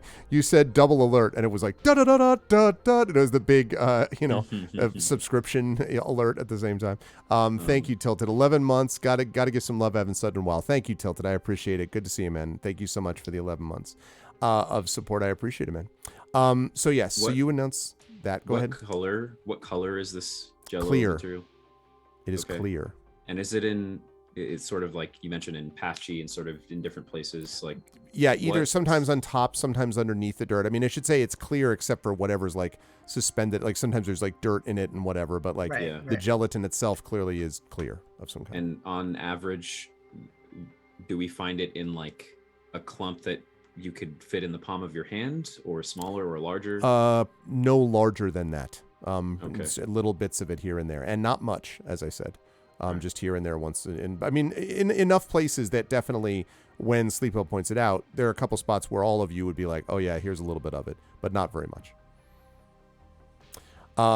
Okay. Meanwhile, Petra, I would like you, please, as you're doing, checking the walls for stuff, I would like you to make a perception check for me, please. Excellent. 14. Okay. Yes. So, as you're moving along the western wall, kind of actually opposite where Aramis is running his hand at the moment, you find a very large device that is buried behind some rubble. And you see it because it kind of looks like it's just sort of stacked up in one spot. And you're like, what is this? And then you push it and like some of the debris rains down from it. And you can see that buried below it and clearly not flush with, but connected to the wall, is a large device, and just you'd have to clear away a little of the rubble to see more, but it looks like it might be some kind of large generator or something like that, Petra, if you had to guess. Interesting. Well, I'll keep clearing that. Okay. Yeah, after you take a few minutes to clear more of it away, you can see that indeed it does look like some kind of a generator. At the moment, it's dead, but there is a control panel. It's got, a bunch of debris and rocks on it and dust, and you don't know how functional it is. But it definitely looks like it was some kind of generator for something in this factory/room of some kind. Interesting. Well, I'll point this out to people as well. Okay. All right. In the meantime, Aramis, as you were sort of moving along the wall and kind of tracing this out, I would say, there's a moment where, and it's the moment where you were getting closer to the eastern wall that has the closed door in it. And you're just sort of running your hand along it, eyes sort of half closed, kind of climbing up and over some of the debris as you do so. And as you get closer and closer to the wall, you can feel a kind of, a little bit of energy sort of flowing up through from your fingers as you can sort of sense the growing power of clearly Sorium that is here. And as you get closer and closer to the door, you also hear this like this kind of pulsing sound that repetitively continues. And as you get even closer to the door, there's a moment where you find yourself coming to the back of the wall. And as you put your hand on the back wall, so you've gone all the way down the eastern wall, Petra was on the west wall, you're on the eastern wall, you go all the way down, and when you put your hand on the farthest wall where that iron door is, you put your hand there, and there's a moment where you get just a flash, literally like that. And the flash for a moment is of a body suspended above bright white light, and then the glow of purple surrounds everything in you as this body is suspended above this light. And it literally is like, and then is gone, like a second. Aramis, with the same perception that he had, like the same sort of sense, like observation that he had, and in watching both the kid and Sleepwell kind of like use that sort of like reach out, he's going to do exactly that. Aramis is going to reach out with all of the things that he has learned in using Esper powers and just kind of, push his way magically. Then I'm going to have you do for me, same thing I had Sleepwell do, a survival check, and I'm going to ask you to add your forging modifier to that. Then I'm going to come to Kaz last of all, and then we'll take it. All right. So it is actually the power attack bonus, not forging ability, but. Oh, okay. Yeah, sorry. For you, it would be the. Yeah, it's interesting. Okay. So this is going to be +7. This roll is going to be +7 already, and then it's another 7 for the Esper power. Okay. So how about a 23? I'd say that's pretty good. When you do that, as I make sure we're on there, good. So 23. When you sort of push out, and it does feel a little bit like that, as if your senses are kind of pushing through like a thick curtain of some kind. You push through with your senses, and there's a moment where that scene that I just explained did the thing, where you see sort of like from a distance in your mind's eye, you can see what looks like you looking at that scene that I just described, but through a curtain of like amber almost, but it means that you were able to see, frozen in this time, again, the body suspended above the white light, the purple surrounding the entire, everything in that room or wherever it is around the white light. And you're able to focus your mind and move in slowly, as if you're, focusing even a camera on the body that is suspended over that white light. And you get closer and closer. And then there is this, and the purple sort of glows and intensifies, and literally the purple sweeps out from the inside of the room towards the curtain, and it feels to you as if you've just been slammed in the face. What everyone else sees is you stagger back from the wall and basically fall back and just put your hand out to steady you on the ground. As soon as Sleepwell sees that, he goes into medical mode and goes over there and starts a quick, are you okay? Examining, field examination of Aramis, which I'm sure he hates. Aramis actually is going to respond or he's not going to respond because he's going to be shocked and stunned. And I'm going to ask for a teeny bit of indulgence here and ask for any more details that might have been, he's so I think from Sleepwell's perspective, he might be a little bit in shock based on, and have that sort of stunned or just not completely back to his senses yet. But I think it's a question of what are the details that he actually remembers about everything, because everything was about the colors, the amber color, the purple color, and then there was the white that was under the body. Is there any details about the body that he can recall? As you were getting closer to the body, which looked to be about medium size from what you could tell, seemed to have, you think, 2 arms, 2 legs.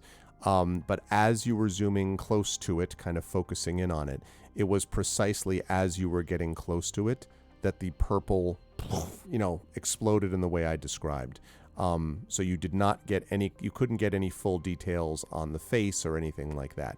But it was definitely, you felt like it was, how can you know? But it felt like it was a reaction to your looking at this, or trying to focus in on this body. One other quick question. Did it feel like a vision or like a memory, or did it feel like I was actually seeing something that was actually happening?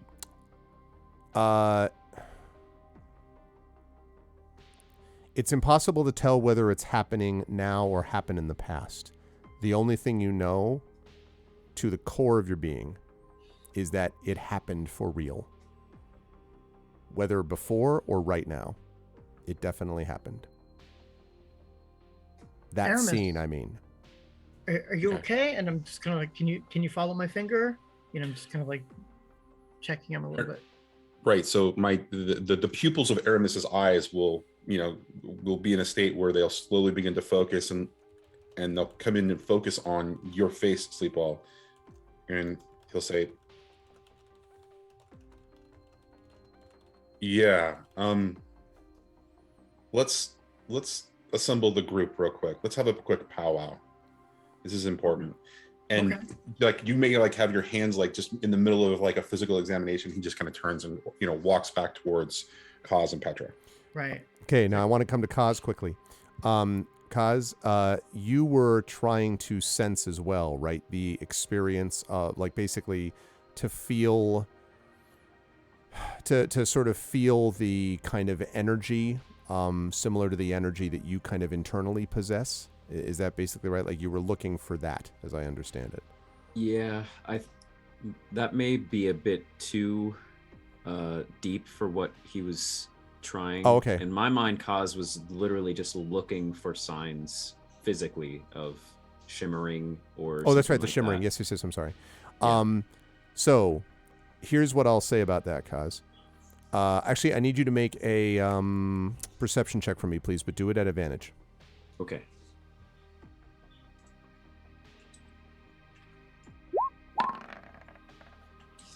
Okay. Doesn't get much higher than that. That's a 29. All right. Kaz, as you were sort of looking around for the shimmering, you noticed that as Aramis falls back and staggers from the wall, he hits the ground. There is a shimmering near the wall where he was, which then vanishes. And that is where we're going to go on our break. So you are watching these wonderful players with some Esper Genesis aftermath, folks, as we are in day 74 of this campaign. If you like what you've seen here, please support the Patreon, follow the channel, sub to the channel, do all those good things, support all these people in their awesome individual things. It is 10:20. We're going to take a 5-minute bio break. We will be back at 10:25, and then we will continue with more aftermath and spooky haunted buildings. Please stick with us, and we'll be back in just a bit.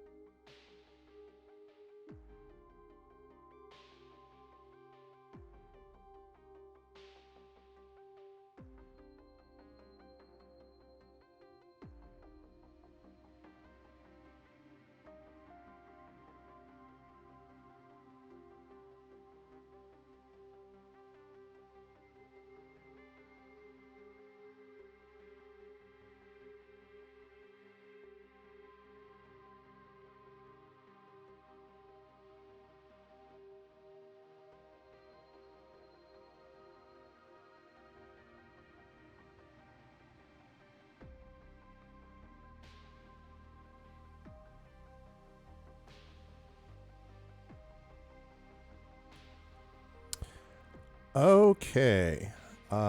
We are back, everybody. Welcome back to Esper Genesis, day 74. The haunted mansion. No, day 74 as we enter as we are in the end stages of this long running campaign. And I am joined as usual by Johnny, by Kat, by Carlos, and by Zach. Although Carlos has vanished just for a second. To reveal the multiverse. I just need to say multiverse. But we are back. When we last left our heroes, they had just had a moment where Aramis had his hand on the wall, felt something, saw something actually, some kind of a vision or dream or some premonition, something, and then fell back from the wall. And at the same time, as Sleepwell went over to look at him, and at the same time that happened, Kaz saw this shimmering that was described by Spindle, and saw the shimmering happening right near the wall from which Aramis had fallen, and then the shimmering disappeared. And so that is where we left things. Also, Petra has managed to unearth what seems like a power generator of some kind. And that's where we left the party, and so we will hand things back over now. So I believe, Aramis, you were trying to get the band back together again, so to speak, and get everyone together. Kaz, you saw that kind of all happen within the same moment. So you saw Aramis fall back, Sleepo ran over, then you saw the shimmering. So as Aramis kind of then gets up slowly and starts moving towards you, any of you could then react to any of that. The only one who didn't see, I would say that Sleepwell did not see the shimmering, and Petra didn't because they weren't looking for it, and Aramis wasn't either. Kaz, you definitely saw it, and Aramis, of course, is the only one who had the vision. So with that said, party, you may proceed. Well, I'm going to go. I saw like Aramis kind of falter and Sleepo go over him. So I would say you heard it probably because you're focused on that. Yeah, like you look over and you can see Sleepwell is like attending to him, and then Aramis starts getting up. So you do see all that, sure. I will go over there to see what's going on.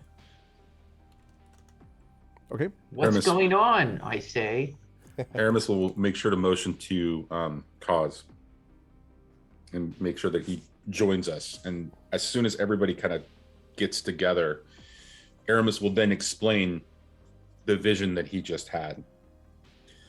And we'll follow up with the following. I have seen any number of weirdness with the use of Esper powers. I've never seen anything like that. And that was completely the most primal Esper energy I've ever felt.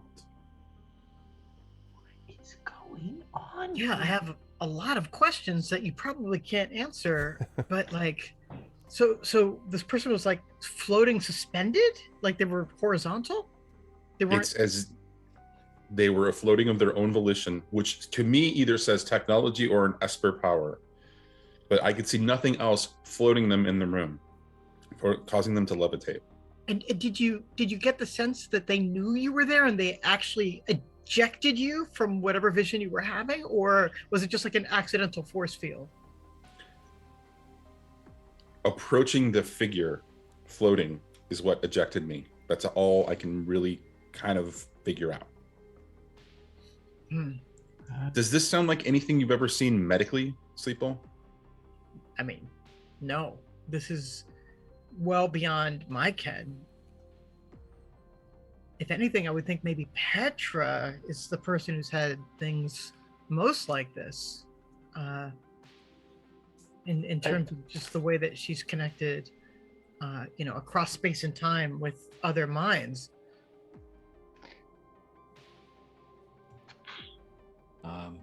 I should say that while I was looking for shimmering around the room, Aramis, I happened to catch the moment where you fell, and there was shimmering on the wall where you were looking. And so that's, I think that's probably related.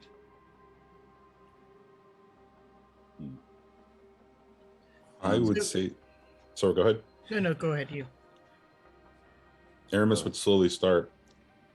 I would say that we are very unprepared for this. But how do we prepare for it? I'm just acknowledging the sheer magnitude of what we're facing. I've never seen anything like this before, experienced anything like this before. But I don't know what we're dealing with. Did you get a feeling of malevolence? I mean, is it possible this is just, we've seen so many creatures in our time traveling, and often the things that we think are horrific turn out to be benign, like the Finar. Agreed. Greg, sorry, go ahead. No, please, you. I was going to ask, was there any emotion associated with the experience? Only what you brought to it. There was nothing clearly that was being delivered that you could see. Okay, Yoda. All right, I get it. I get it. Only what This you was bring like with. your Only what cave you bring moment. with you. Or your failure at the cave. But no, I mean, I wasn't trying to be coy. Not that you could tell. It was simply just whatever emotion you felt as your own, but there was nothing clearly from the area around. You didn't sense like danger or anything. It's just the experience of seeing what you saw. So I would say maybe talking to the building, so to speak, isn't as crazy an idea. I mean, these shimmers were felt before by the engineering crew. I mean, it's a known phenomenon, and the person just let them carry on with all the business that they were doing. So like maybe either this humanoid like figure is someone that can be spoken to and reasoned with, or maybe that didn't happen right now. Like, could it have been something that you saw that was from the past? An after image? I got no sense of timing, location. I got no sense of emotion other than my own shock and dazed state that you found me in, Sleepwall. Yeah. So we don't know how to interpret this vision. We don't know if it's the past or the present, but we all know to be on guard now that we are facing possibly something vast that we are not prepared for, and yet we're not sure how we would prepare for it. So keeping that in mind, I think we should push forward, or at least perhaps go poke that wall some. Yeah, I don't disagree with you, Petra. The other thing though is we've alerted it. If it's alive right now, like it knows we're here. So the other thing is proceeding with caution would maybe not even help that much, because it's alerted at this point. But Petra, did you find something? I saw you poking around. It's a generator. Do we need a generator for anything?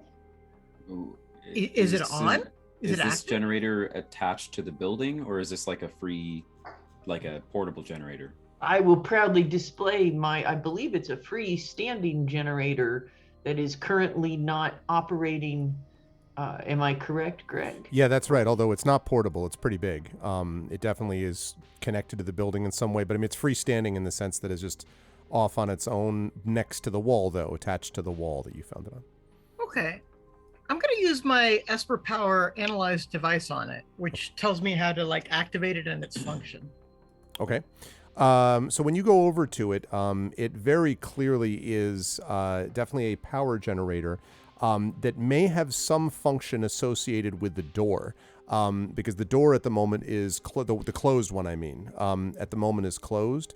Not totally clear if that's what it's for, but you would guess that it is.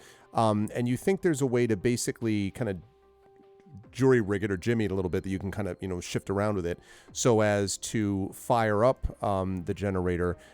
If you had to guess from just your kind of exploration of it, you think, Sleepwell, that this would provide power for a little while but not a long time. It looks like it has its own kind of reserves, but the reserves are pretty well depleted and probably was full when the incident happened that drove the people away from the base, but now there's not a whole lot of it left.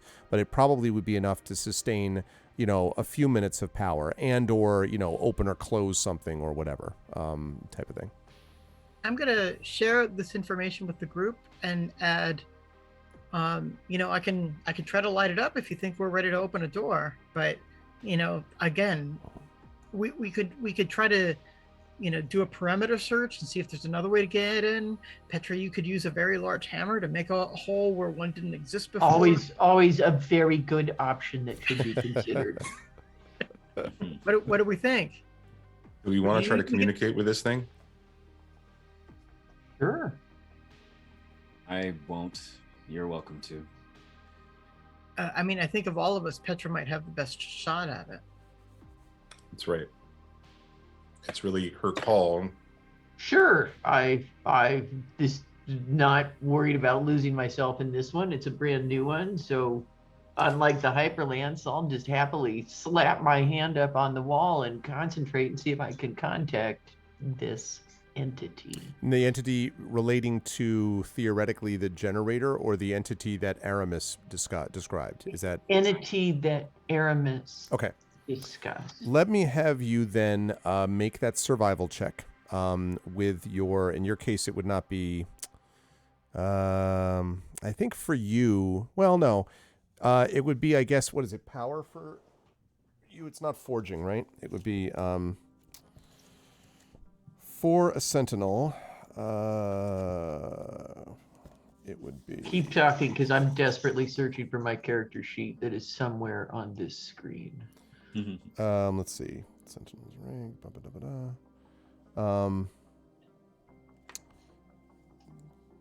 Yeah, not tech slots.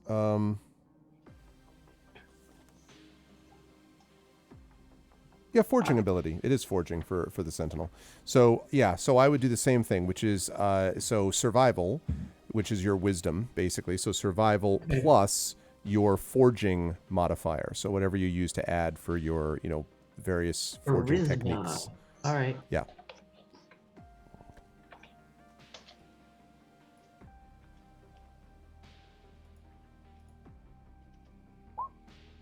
$15. Okay. So you get the same experience of feeling the, hair stand up on the back of your arms type of thing. And you can also feel the pulsing power of this thing, whatever this sort of force is. You do not, however, have the same kind of, I guess, vision, I would say, that Aramis has. But you do get this overwhelming sensation of this color. And again, the color is purple, this kind of purple color that comes through. You don't see a suspended body or any of that, nor is there anything obvious to communicate with. You kind of reach out with your consciousness, but it's not like the Hyperlance where immediately you get the hello, no, they're talking to you. None of that. It's just this sensation that there is a great force of energy, stronger than you have ever felt before of this kind. And secondly, this impression of purple color. Really kind of in your mind's eye. So yes. Aramis, my experiencing is differing, and it's a little bit like one of those old movies you were making us watch the other day where they had the belly phone and like when you picked it up there was a bile tone. There's like no bile tone. Are you talking about a telephone? Yes. Dial tone? Yes. Whatever. The thing. It's like, we go, yeah. There's none of that. I don't know what movies you've been watching, Petra, but we really need to have a conversation.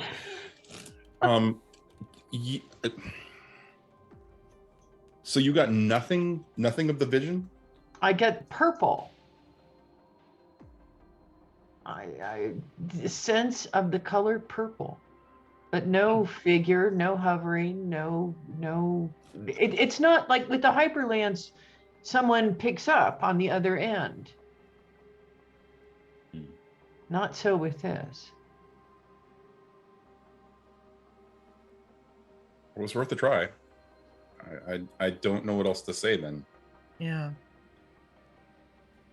I think the choices we have before us now: A, see if we can get the generator to open this door. B, create a door of our own, a la Hammer. C, do a perimeter search to see if there are other means of ingress. Why don't we work on the generator while others of us look for the other methods of ingress or egress? Have we actually looked at this door yet? Like really examined it? Not so I far. don't think we. That's a good first step. Why don't you and Sleep will go take care of that, and Cause and I will Okay. see what we can figure out about this door. We will use this proposed division of labor. Okay. So Chibi Fan suggests using dynamite, which is always a good option. Ooh, I like that. Kaz says something real quick. He says, I'm a bit worried about turning on the generator. I don't know. That feels like if right now, if this factory is unconscious or dead, then turning on the generator means it's alive. And if anything else is around or under it or whatever, maybe it's like, turning on the generator to a factory. It's probably create a lot of energy and a lot of noise. But if we're thinking it's an entity, perhaps it would be grateful to us for turning it on. Maybe. What I was thinking was it doesn't seem to have a lot of power, as if, the doors might not open and close for us very often. So I don't think we're going to be lighting up like other areas very much or anything like that. What I think we definitely will do is to alert everybody that we're here, whoever might be here. I think we've kind of already done that, a la Aramis's forced vision. But I think it might not be a bad plan to find a secreter way inside if one exists. Okay.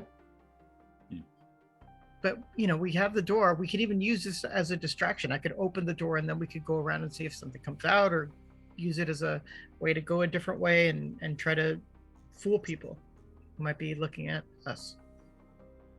Is the sort of the biomaterial that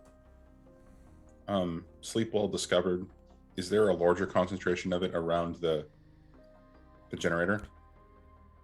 There is not. Also, it just struck me one thing I needed to remind everybody of. This is my fault because I didn't remind everyone, which is the light in here is very limited. The light that you're getting is from the door that you came through. Now, it is, like midday, so there's a fair bit of light. But I'm just letting you know that was something I should have thought of before. So for those of you who have vision in the dark, who is that, by the way? Who has the equivalent? All of us, I dark vision? think. Yeah. Do all of you have that? So that's fine. Yeah, I have so just, infravision. Infravision. So be aware of that just as we go through, that it's not regular light that you're using for this. That said, no, there does not seem to be a particularly large concentration around the generator.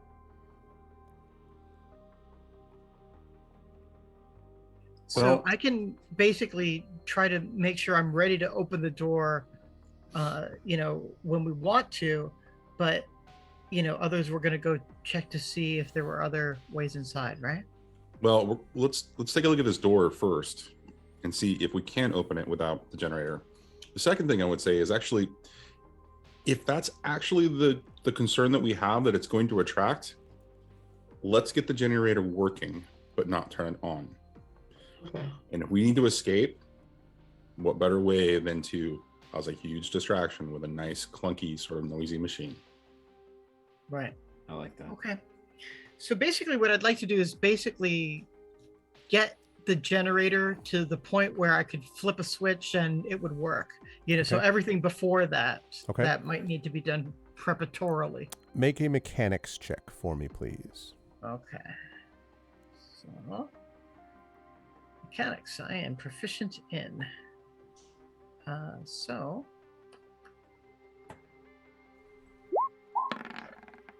13.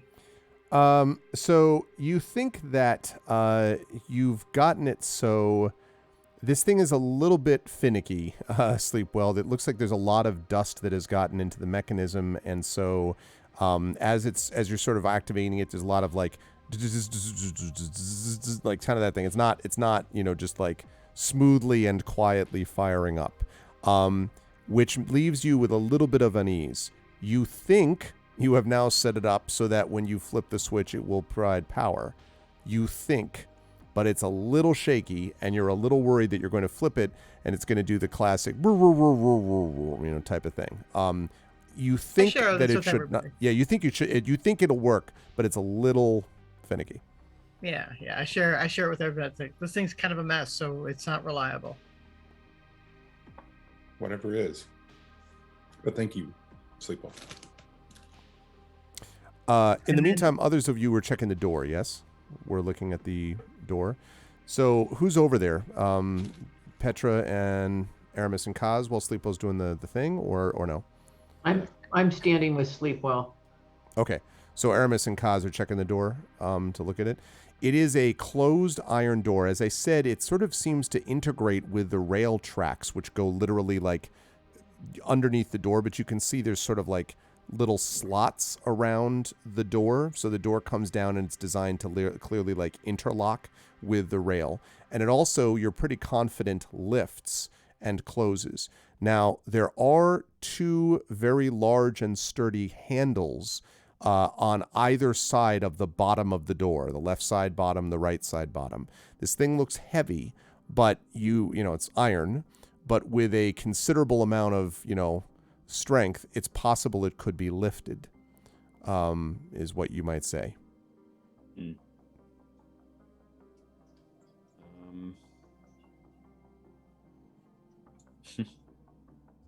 All right, Kaz will he'll go down and give it a go. He'll try to lift it up. Give me an athletics check, please. Mm-hmm. I'm No. Reputably great at those. How about a 7? You're just like, you know, with all of your Bellari might and all of your star Yeah. strength. Yeah, It does not give way. Gotta wear a star girdle for a while now. Exactly.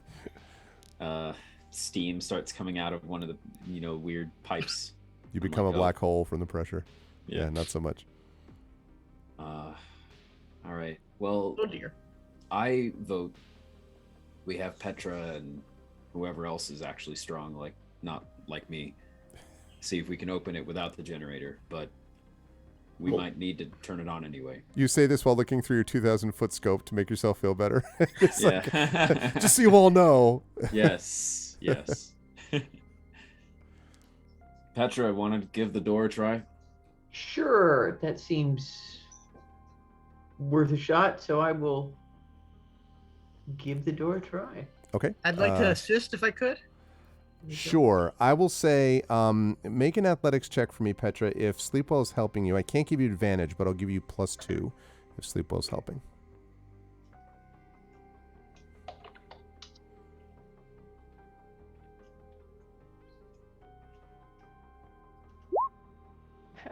Well, +2 is 14. You can feel it kind of like creak a little bit, but it does not give way to your strength. But you get the sense that it's not locked, you know, or at least it's not, I don't know, wedged shut or something. It's just heavy. see, I don't think it's locked. It's just sort of stuck. Perhaps a few blows from a hammer would do the trick, or a grenade. We do have grenades still. Well, Maybe not the grenade. yeah. I have not gotten much chance to use them, so.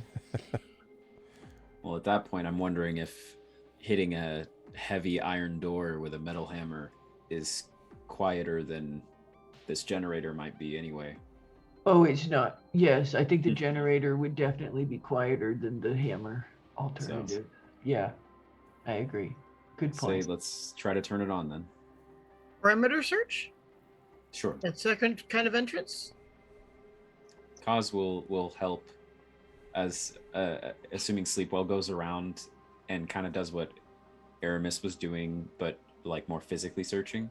Kaz will actually keep Sleepwell in his line of sight and try to like check every area that Sleepwell doesn't check. Okay. Go ahead, Sleepwell. I was just going to say, like, I'm hoping that somebody who's maybe slightly better at investigation will take the lead on this. Would this be investigation, searching for other entrances and exits, or would it be perception? It depends on whether you're going along, like, you know, feeling along the walls type of thing, or if you're trying to see it from a little bit more of a distance. If it's the latter, then it's perception. If it's the former, then it would be more investigation. I'll do the latter. Go ahead, Aramis. You were going to say? Will a passive perception of 17 help me find something else in the room? It would have already if it were going to, is what I would say to that. Yeah, so like if Kaz, you're saying that you have a good investigation roll? Not at all. I have a good Not at all. perception You roll. could- Yeah. Okay. Do we have anybody who's good at investigation? I got a +3 on it. That's probably our best, but that's, you know, I have Is a it really? Aramis will reactivate Esper Sense and do it all over again. This time not Well- touching the far east wall. Inside or outside are you doing this, though? Outside, we're doing a perimeter. Okay. It's going to take you a while, so you know, Aramis, to Oh. do that. I'm just letting you know. I mean, that's, I misunderstood. Okay. That's why I'm. I thought we were doing um, this inside. No, we're trying to find like a different way into the dungeon, so to speak. Yep. Question while Okay. you're thinking about that. What is the actual time right now? Like relative to when sunset is supposed to be, since right. the kid warned us. Probably at this point, you're looking at about, it's a little past midday, maybe 12, like the equivalent of like 12:30 or 1. Sunset, now you don't know exactly, but sunset here, you probably would have another 5 to 6 hours of light, of regular light, presumably. Okay. Okay. Yeah, Kaz will go out and he'll check the perimeter, not investigate-y, but still perception. Trying to see. So one thing to note about this factory is that this building, like the Aftermath base, is built into the mountain. But whereas the Aftermath base is built into the bigger mountain, this is built into a small mountain, and it's just one side of it. Presumably that's because it's, designed to be an access point to mining as well. So, and refining. So you've basically just got two sides, and then you've got the mountain wall that it's inset into, so there's nothing you can look at there. But as far as both sides of the wall, you can definitely do perception checks on either side, I would say. And it probably would take you about maybe 20 minutes each side, something like that, to really do a decent job. Okay. Yeah, I'll do it. Okay. I will do the other side. Oh, okay, so perception All right. from you, Aramis. So 20 minutes, but like you could each cover it. If you could just do 20 Yeah, minutes if that's both fair. of you, Oh, one does but each so side. like I have a high perception too. So like I thought like one of us would do perception and one would do investigation. So Right. I could do the other side of Kaz, whatever side Mhm. he's not doing, I could do with a pretty high perception. Okay. Do we have somebody who could do a high investigation? That's Aramis, right? It is Aramis, So yeah. I've got a 3 for investigation. I've got a 7 for perception, Yeah. and I've it's got a interesting. passive of 17 for passive perception. So Yeah, I've got an 8 on perception. okay. Everyone perceives. No one can investigate. Me over here. All right, I'll do the but- investigation on the side with Sleepwell. Yeah. Okay. All right, so let's have the perception checks first from Kaz and Sleepwell, Okay. please. 26. Damn. Good God. Yeah. There's an ant crawling on the... Mhm. You're just like, there's a little black spot. All right. Mine's So- 12. Okay, and yours is 12. Yeah, Sleepwell, you don't see a lot other than just the outside wall of the factory, which is, sort of pockmarked and has taken obviously some damage, from both outside and inside, and is all the way back into the wall of the mountain. Does not seem to have anything obvious that would look like another entrance or an exit.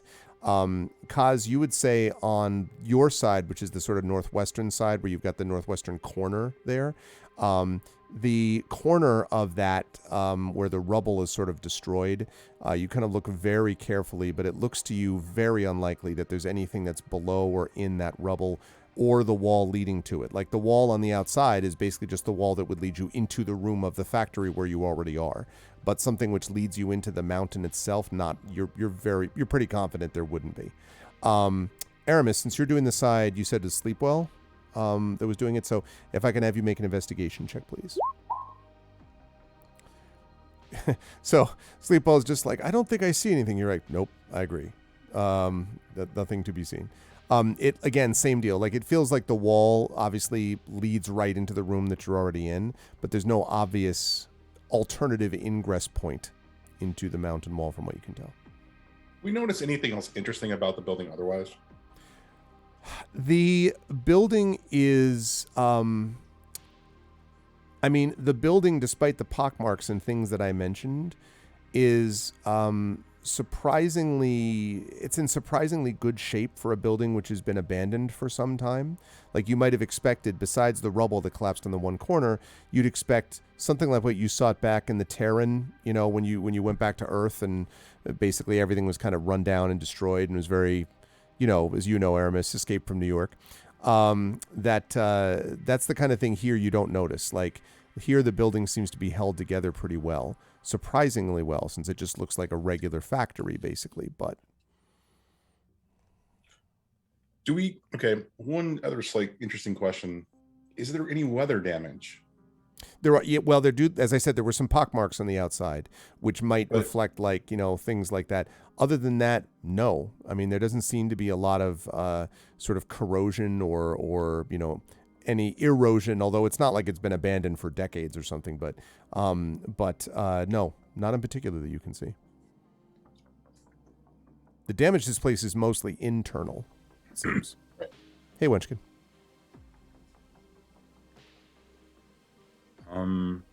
Sleepo, I think we're out of options. I think we just need to regroup by the door there. Yeah. Yeah, we head back inside and Okay. Generator time. I think there's no other choice. We light up the generator, I guess, and I just wait 1 extra second to make sure nobody has any objections. And Kaz will stand on the opposite side of this long corridor from the door, so that when the door, if it does automatically lift, he can scope down. Okay. All right, Petra, where are you positioned? I'll be near them, near the door. Let me hop over near the map. Okay. And we don't have a map. Not map yet, but soon. And Aramis? Aramis is definitely going to be by the door. Okay. All right. So I would like to kind of like position myself and sort of like hide as best as I can, be as stealthy as I can as I do this. While like your hand is above, ready to hit the switch, like just sort of like I'm all I am is a hand. Yeah. All right. So you all see like Sleepwell's hand just sort of like feeling for the button. When you push it, there is this. You do hear kind of a as if there's like dust inside, and then and there's a terrible. To jump out of game for a minute, if you've ever had a computer fan go bad, there's a terrible grinding, type of thing. But as you can see, some of the lights inside the room flicker and sort of fitfully light, these sort of bluish lights along the walls, and the door and it starts to rise and eventually reaches the top, and there's a and then it seems to lock in place. And as you stand there looking, Petra, down the hallway, there is a warm gust of wind that comes blowing out of this hallway. It seems to be 30 feet long, but as you stand there, Petra, there is clearly it's leading to a room, as I say, kind of around a bend about 30 feet away. And you hear this bizarre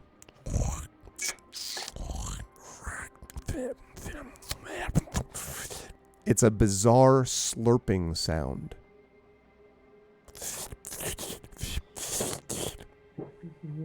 What?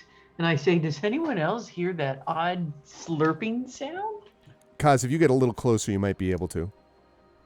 Because Petra's right there, so. Aramis. So all Sleepwell hears is the crunching of the generator. Right. Aramis was at the door. Oh, that's right. as Aramis is well. also at the door. I beg your pardon. Aramis, you hear this too, yes. Immediately as he hears it, he does exactly what Sleepwell was taught to do, and he leans down and touches the ground and sees if the flow has been interrupted. Oh, nice. Yes. I will have you make again that survival check with the I guess it'd be power for you added. All right, 1 second.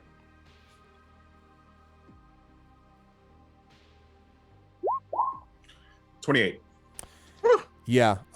As you hear, there is that vroom, vroom, and then there's a vroom, vroom, vroom, yes, there's definitely something disrupting it. Now, it's not coming closer, like it's not coming at you, but it is definitely disrupting the flow in this area, yes.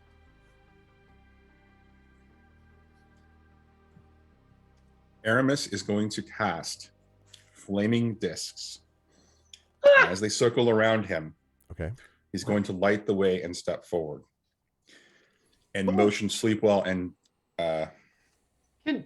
Can we get a description of what that looks like? they just slowly appear out of nowhere. These three flaming discs that continue to circle around Aramis in a very tight circle, but they're at equal distance, so there's a bit of light coming from them. And Greg, I'll let you determine how much actual light they provide. Yeah, I would say that it's probably about 10 feet of light in this sort of strange rotating fashion, right? Because it's, like 10 feet, and there's a few of them, but as they circle around, the light is probably about a 10-foot radius. Also, just to note, it looks badass. I just wanted to be clear that it looks awesome. Don't forget, he is wearing his duster. Oh, yeah, Right. no, that's what clearly, Right, Like- exactly. I'm gonna catch up to Aramis as quickly as possible. It's like, remember how we didn't get you any kind of armor? Get in the back. Right now, we're in trouble, and I'll be happy to be the one in front because I'll have the range. No. I don't want you could- getting burned as I fire one of these things, Sleepwell. You have to listen to me on this one. It's like, why every time do you make the worst decision for yourself? It's bad tactics. This is Or bad the- tactics. Or the best decisions. Should I remind you? Air mattress. Cause scopes past their conversation Okay. and wants to see if he can see anything. Now I have 60 feet of infravision, so I can actually see thermal I'll tell you what you In- see with thermal. in darkness. Yeah. That's exactly what you see with thermal. So I'll actually come maybe 15 feet behind Aramis and Okay. Sleepwell, and I'm scoped out 60 feet from where I am Right. ahead, trying to see if I see There is a anything. bend, and the hallway extends about 30 feet, and then bends to the, I guess it would be the left. So you do not see anything unusual. Just it is a hallway, and Alright. you do see that I should say that the rail tracks run down it and then turn left, like curve left. So there are rail tracks running down there. So yeah. Yeah, at this point I'm just like, Aramis, remember, I have robots for this sort of thing. Remember, like 4 of them. One even looks like you now. Like I can send them ahead, and then when you see them get attacked, we can explode whatever we need to. Do they have one of Petra's grenades? It can. Petra, you want to hand a grenade to the Petra-looking Aramis robot? continues to walk You down the bet. hallway. Okay. Why are you doing this, Aramis? So as you're walking down the hallway, and I say goodnight to my daughter. Hold on one second. I do this because it's me, Sleepwell. Jeez. It's just you're like with glass tip of the spear, like not even the glass cannon. All right. I mean, that's fair. It's my daughter's last regular season 8th grade basketball game tomorrow. They lost their first game last week, so that's their 4-1. So we're gonna see if they can win Nice. tomorrow, and maybe I don't. They don't know if there's a playoffs yet. So no one can figure out whether this league has a playoffs. But anyway, we'll see. All right. Okay. So sorry. While I was talking to her very briefly, what did people decide as Aramis is walking down the hallway or starting to? Yeah, I'm trying to do my very best to use as much stealthy movement as possible with the robots to kind of like get them ahead of Aramis. Okay. Yeah, I mean, Aramis unless isn't gonna let it unless Aramis is attempting to actively stop, like kicking out the leg to prevent it, prevent creatures getting by, then I would say they probably could get around him. Although it's not that long a hallway. I mean, this is pretty short. Hold on. Flaming discs. Well, but are they? I assume those flaming discs are high enough. Because otherwise, this conversation with Sleepwell involved the flaming discs slicing him Right, in it's just half like, while he was They talking. never. Turn They were Why don't I- rotating me. Like, They were Flaming rotating. flaming discs. So, oh man, yeah, but so it's up to you. It's kind of up to you, Aramis, as to whether we need to make this an opposed thing or if No. He can totally foil Aramis. I totally appreciate what he's doing. It's just Aramis is going to be a little indignant as they kind of sneak by. Mm-hmm. Well, then in that case, I have a new map for all of you. Oh. Get out the map. And I will remove the factory here. It's the map. It's the map. Okay, and now I need to make sure I'm clear about which direction. So give me just 1 second. The gate is always down. This stream of Nice. Esper Genesis, sponsored by Esper Air Mattress. Esper Get Air yours one. mattress. Get your Sleep Air- well Esper Air. on your Esper Air mattress. yes. Get yours today at Petrosinus Emporium? yes. Petra's Emporium? What's another rainforest other than Amazon? Oh, There's the one in Puerto Rico that's called. What's the one in the I'll Congo? look it up. I'll look it up. Okay. The Congo. It's the Congo rainforest. There you Get go. yours Congo. today at Congo. Congo. On Congo. El Yunque is the one that's in Puerto Rico. Mm-hmm. Okay. So here we go. This is what you see. I'm going to open up a little more of this space here. So you are coming from. You haven't moved us over yet. Yeah, you haven't moved this over yet. Oh, I beg your pardon. Sorry. Our pardon is granted. So that's level 12, right? Okay. Here you go. So, you are all, and if folks could maybe move themselves to here, that would be We lovely. don't see our tokens. Well, do you? Oh, okay. Do you need me to drag them on? I don't remember. Oh, 'cause is that something we can do? you might be able to. I don't see them anywhere. No, it's all right. Yeah, I'll I do don't it. see them. Oh, I will do I- it. It's no problem. okay. I just there they are. found a way. okay. I'm in two places at once. Yes. No. All right. Let's see. Nope, that's the wrong one. Damn it. Maybe there's Aramis, no did you token. never? Oh, there you go. All right. For a Okay. minute, I was like, wait, did you never? Okay. And there's Sleep Well, and there's Petra. Okay. That's probably not And- the order. I think Right. the order is probably like something like Yeah, this-ish or something. I mean, correct me if I'm wrong. I don't know if that's right. that sounds. I love Yeah. that we have Petra in back and Aramis in front. Just, With the flaming discs, yes. I'm consistent. Okay, so this is what it is that you see as you get closer and closer, and it doesn't take too long. It's not a long hallway. Yeah. As you navigate this 30-foot hallway, as I said, there is this bizarre, like this slurping sound coming from the next room, and as you get to the sort of edge of this place, you all stop because what you see in front of you is a large sinkhole.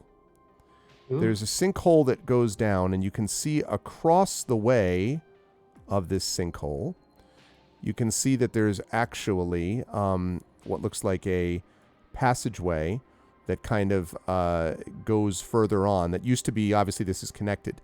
The rails that you're looking at right there, and you can actually see those black, lines, are basically the rails that kind of bend down into the sinkhole. And then on the other side of the pit, you can see that sinkhole. So that's the good news.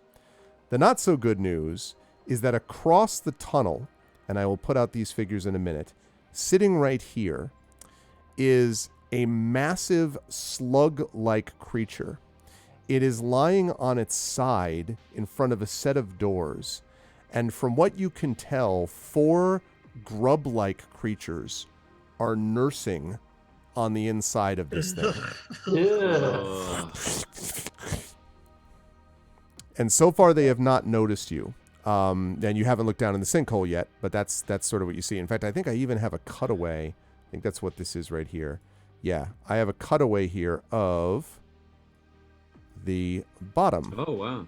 of the sinkhole. Now, again, you don't know how far down that extends, but that gives you an idea of what you see. Mm. How far across is the sinkhole? I'm sorry? How far across?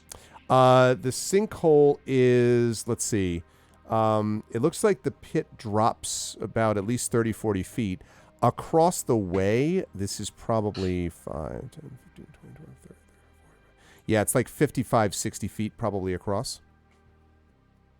And Is the door that the slugs are nursing at, or being nursed upon, is it a closed door that they're leaning against, or is it an open hallway? It is an open hallway. Okay. and you said that there's one larger slug and 3 smaller ones. That's correct. There's one very large, massive slug-like creature, and then one creature and 4 smaller grub-like things. And the massive one, you said it's on its side. Yes. Is its underside facing us? You got it. Okay. And it's like in the threshold of the door. That's correct. And in fact, I'm going to see if I can find I'm going to find a picture, because I didn't know whether you people were going to come this way. Well, Wait, there was another way? Well, see, when you missed your... No, I'm just kidding.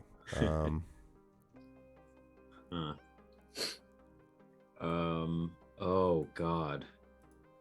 Does this remind Kaz at all? The last time we encountered a slug, we've encountered a slug this campaign once before, people. Do you remember? No, I had its please head remind for a us. while. I don't remember a slug in before. a slip space like wormhole. It was a literal wormhole where we fought a slug creature called a Vorkata. That's apparently like the one of the old ancient biological enemies of the Bellare. Anyway, so when Kaz looks at this thing through the scope, does it seem at all? Does it look anything like the Vorkata, or I doubt it, given this is not deep space, but does it look like that other creature? You sure it's not deep space? I would say that this thing. Let's see. So from a distance, what you can look and see with this thing is that it looks like it has these sort of like little tentacles or something that are coming out of its mouth. And you can't really see very much, except that, because you're basically just looking at its bloated, ridiculous belly that is swollen with whatever that these things are, sucking on. But you can see the little sort of tentacles from its mouth kind of drooping down a little bit. It does not really look like a Vorkata beyond that, no. It looks sort of like just a big kind of massive slug that is seems to be not moving very much, except you do occasionally see its body kind of, ripple a little bit. Yeah, so it's definitely not dead or anything. So I'm going to go ahead and just peek down into the hole in front of us. As you look down below into this thing, you can see a set of I didn't need to make a perception because you're that close. The walls of this sinkhole are covered with what looks like jelly-like egg sacs. And you can see this sort of same gelatinous substance that you saw outside in the room, but there's a lot of this. And there are shadows undulating and writhing within the sacs. I both love this and hate this at the same time. Yes. Yeah, thanks. I hate it, love it. I leave immediately and that's right. Nuke it from orbit. So, I say to the group, all right, this thing is a slug. It can't move very fast. All we have to do is get by it. Maybe this doesn't have to be a big deal. Maybe we can just get by it. It's just a slug. Spoke too soon. I don't know. If you were a Bellari, you'd know not to trust slugs. They're more than they seem. Wait, slugs are more than they seem? They they're intelligent, evil, magical, superpowered? All of those. Every single one. Oh, All of them. Just saying, don't. I mean, did you read about this in medical? Well, you actually didn't go to medical school, did you? Sleepwell. I was trained by one of the finest physicians in all of the Soul Rain art. Do you at least Thank you know? very much. Maybe I've heard things about those of you with bodies, like leeches were used or something. Yeah, they're great. We use them all the time in medicine. They're great for cleaning up bruises and stuff. Oh, would you be able to tell from here if that thing, what it consumes? Maybe. I mean, I am not the most expert xenobiologist, but I'd be sure happy to give it a shot. I'll help you out and see with my Bellare slug knowledge. So together, we would like to xenobiologize this thing. Why is there a second? Okay, I was like, what?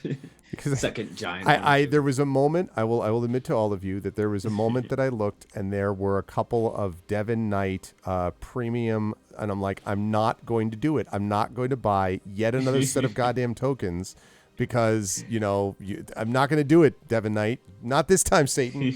Not today, Satan. Not today, That's Satan. funny. When I mentioned earlier, I went to my friendly local gaming store. I bought a deck box that says "Not today, Satan." Not today, on it. Satan. That's awesome. Okay, so yes, you want to do a xenobiology, and what are you determining with the xenobiology check? We're trying to determine whether this animal seems like an animal, like a slug, or if there is a weird cagey intelligence about it. Okay. There you go. Kaz is more focused on what it eats. That seems more important to him. That's going to be hard from this distance. I mean, like even with your 1,000,000-foot scope, Yeah. to determine that. Okay, but- I'll let Sleepwell look through my scope then. Okay. And grant whatever advantage. I mean, if this is me granting xenobiology advantage, then sure. But if I can grant him like a bit of a buff to his xenobiology because he's looking through a scope rather than I from don't 70 think feet away. it's going to help. I don't think it's a problem of seeing them. I think it's going to be an issue of knowledge that you're doing, and I don't think you're going to be able to Yeah. check with that. It's not like an assist in the same way, Okay. So I don't think it's the same thing. So just rolling. Yeah. Oh, Yeah. really, Shadowed? Taylor Hawkins of the Foo Fighters passed away? Really? Oh my goodness. Wait, Wow. is that a natural 20? That's a natural 20. Oh my for goodness! In the midst of probably- me looking at and being like taken aback, a natural 20. Wow. Okay. So I'll tell you everything you need to know. No. So there is almost certainly now. There's only so much you can tell, even with that check from a distance. But there are a couple of things that definitely you can determine, Sleepwell. The first is that these have some similarities, unquestionably, particularly the tentacles you can see from the mouth and other things, to a very different but still related form of the creatures that you fought yesterday. These are almost certainly Zamarin of some kind. Oh, okay. Oh. Yep. But they I are wasn't the even thinking that. they are the if you had to guess from that little thing you had, they might be The the grubs. feeders that are there. And I think there's another one that's like a Uh-huh. I don't remember, feeders, and then there's something else. Grubs. Well, there is, yeah, they're the grubs Yeah, for they're sure. the feeders. And The feeders, that's the one. tunnelers. That's the feeders. Peter. And the feeders have those long tendrils that come out of their mouths, and the grubs Mm, are the grubs. Feeders of the grubs. If you had to guess, that's what these things are. And Right. so there Nice. may be an Yeah. intelligence to it, although it's probably rudimentary. You don't know the extent of the intelligence of these creatures or how they operate as to whether there's like a hive mind or, that sort of thing.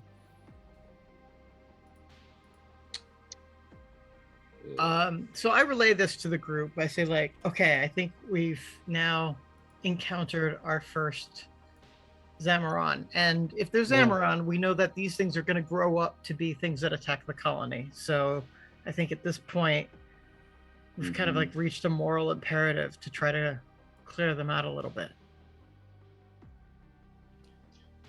Mm, And we have grenades. We do. You do have grenades. but we still don't. I don't know. We still don't know the impetus or the reason why the Xamarin are attacking. I mean, I know they've said in the colony every attempt to communicate with them has ended in bloodshed and everything. Perhaps I'm foolish to think that there's still, if we can reach their queen somehow and, you know, understand what it is they need. So for me, if we are attacked, I am fine with that, but I don't know. I'm not so confident about drawing the line in the sand here by killing their young. I'm with you, actually. But- Despite my enthusiasm for grenades, I think that But they just, I mean, we were just attacked by the Zamaron, like, right? Like they were trying to wipe out every humanoid on the planet yesterday. We had to fight for our lives. So like we are in a state of war. Like I believe in saving lives, but I also like know what we're walking into. What Would if you there say is a- that these grubs are innocent, Sleepo?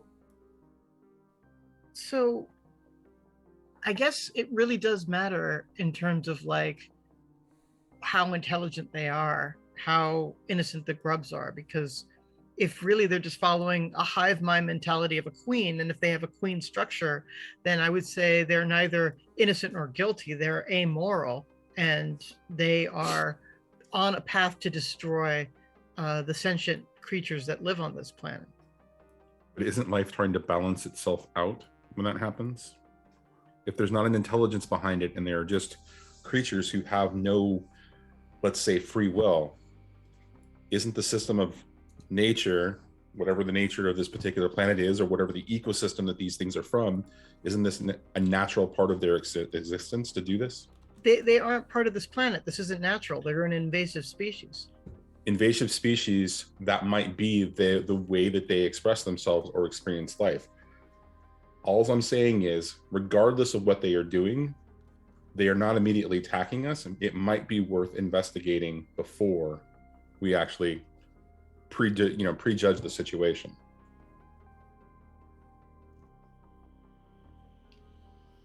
If they attack us, I'll attack back. But Agreed. yeah, agreed.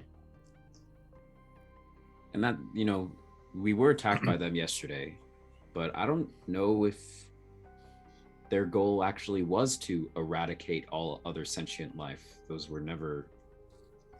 They never. They killed people that I was resurrecting, like running around as fast as I could. Yeah, but that might not mean that that was their goal. Maybe they have another goal, and the means by which to reach it is.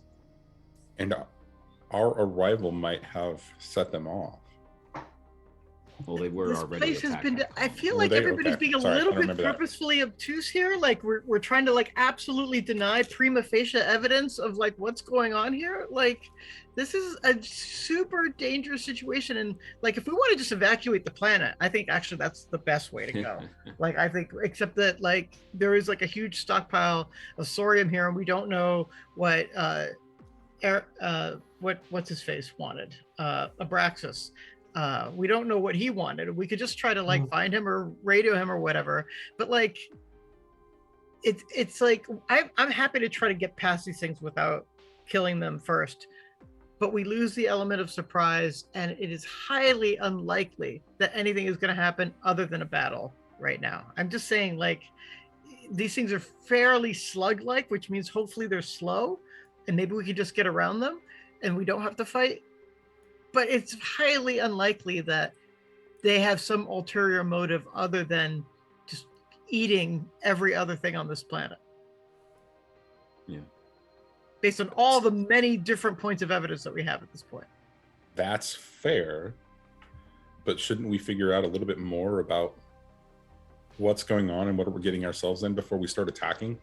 Be my guest. And so like all four robots gesture with me, you know, and I just open my arms, take a step back. We all just kind of take a step back to watch what happens. Oh, no, Sleepo. I actually have a question for you. This is where you get to shine, buddy. I need your help. Are you willing to help me? I just like, you know, I can smell the patronizing tone of voice like 10,000 miles away, but like I'm just like, of course, Master Aramis, how can I help you? Look, I'm sorry that you've got your fur riled right now, but I'm being really genuine here. you can create a drone, and you can help us determine how deep that hole is, or what's at the bottom of that hole. I mean, Because if we have the robots here. Do you want them to go down? I'm not sure that they're going to come back, and we may not need them. We might need them for if the fight gets more physical. Okay. So what you're hoping for is like a smaller flying drone that can just kind of like go down and Just- I mean, I yeah. can't see out of it. So, I mean, it would go down. Are you hoping the slugs will either attack it or not attack it? So we'll have some sort of sense of what's going on with them. Like, we get The a tie alternative, rope to okay, it. you can tell me what if my alternative, really sort of very basic idea makes sense. But my alternative is I'm going to just either throw one of these circling discs down there, or I'm going to throw a flare and see how far it goes and see what else we can see.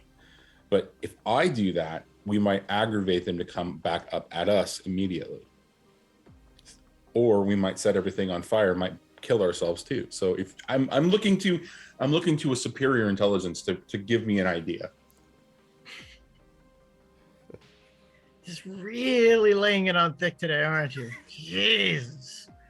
I'm I'm gonna be just like, appealing. oh, well, we're looking at. I'm just appealing to your intelligence here. Yeah, I turned to Petra. Andrew, Well, he you go. wants a superior intelligence. What do you think?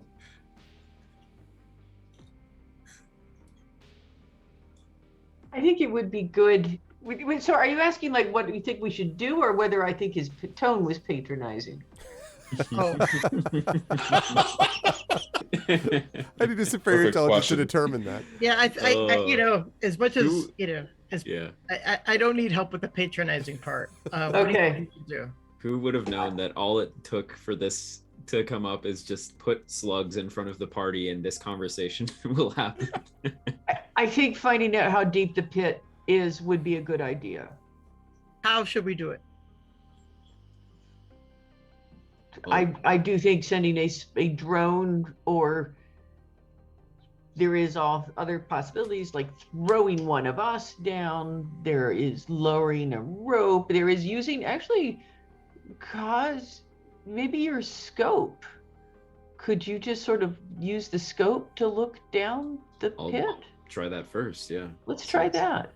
I just kind of get to the edge and look down with my scope. I kind of, as with dark vision, I can theoretically only see about 60 feet Mm-hmm. deep. The pit drops about 40 feet, you would guess, and then seems to end at what looks like a tunnel. I believe I can just show that from that top view, and then just sort of ends at a tunnel which extends off to the west, but it's impossible to see, you know, from your angle or whatever beyond just that point.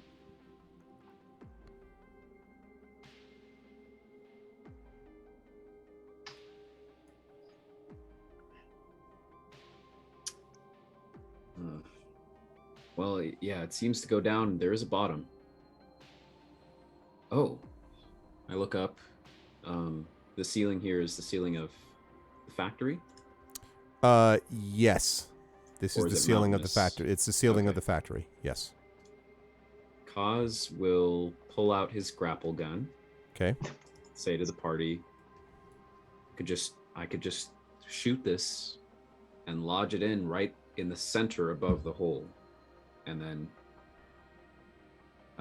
there'd be a moment there where we'd have to, I guess, swing out from the edge here, but then theoretically we could descend straight down rather How- than How many people can that hold?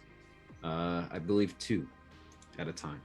So how would the next 2 plus the 4 robots get down? Maybe we could attach a rope to the grappling cord, and the 2 people that have to stay behind, we wrap that around it, and they keep it loose enough so that when 2 people go out and swing out, they descend down, and then the people with the rope pull the grapple back. Maybe. I mean, okay. I don't know.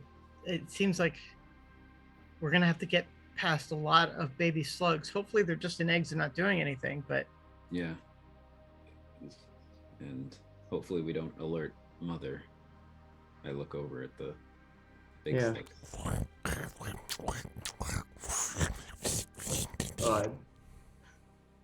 Yeah. Well, any other ideas? so you see a tunnel down there? Yeah, it stops and then I'm able to tell that it like the way that it curves as I can see. That it right? runs off Okay. to the west, basically the Yeah, same direction that you're headed right now. It does continue. The Yes. across the way, the door that the slug is in front of is to the northwest. This looks like it's more straight west, this tunnel. Mhm. I mean, we really don't know where we're going, so one way is as good as another. We might as well go down the safer route. I'm just, I guess a little worried about underground collapses and how we're going to get out if there isn't a way out. Yeah. That's what the dimensional pocket's for. I don't think that works the way you're thinking it works. Yeah, I know. Well, assuming that we're gonna grapple down, who wants to come with me? I think I should stay with the robots up here. All right. I am going to suggest Aramis simply because Aramis is a lot sneakier than I am. And I think you guys should be moving. You folks should be going stealthily. Would be my suggestion. As the flaming discs like Right, around there. exactly. No, I'm kidding. It's not like enormously loud. Aramis? Flaming discs drop, and they just slowly like dissipate and vanish. I'm gonna get eaten by a slug today, and you were worried I was gonna get into some other trouble, Sleepwell, with not having armor. I mean, if you had armor, you'd be eating a lot more slowly. Maybe that's worse. Yeah, good Oh, point. it's worse. He says from I, experience. I look through my scope and line my grapple gun up with my sniper. Okay. And I shoot the grapple gun, aiming for the center of the ceiling over the hole. Okay, so thunk, and it hits, and then did you attach the rope to it first, or you just because I think the answer is no. And it drove down, and so it no. It now is down. And you're holding one end of the grapple gun, now, so it's fine. Well, I would say I'm holding the other end of the grapple gun. So you're fine. Yeah, we attach a rope to it, and then I hold my arm open for Aramis.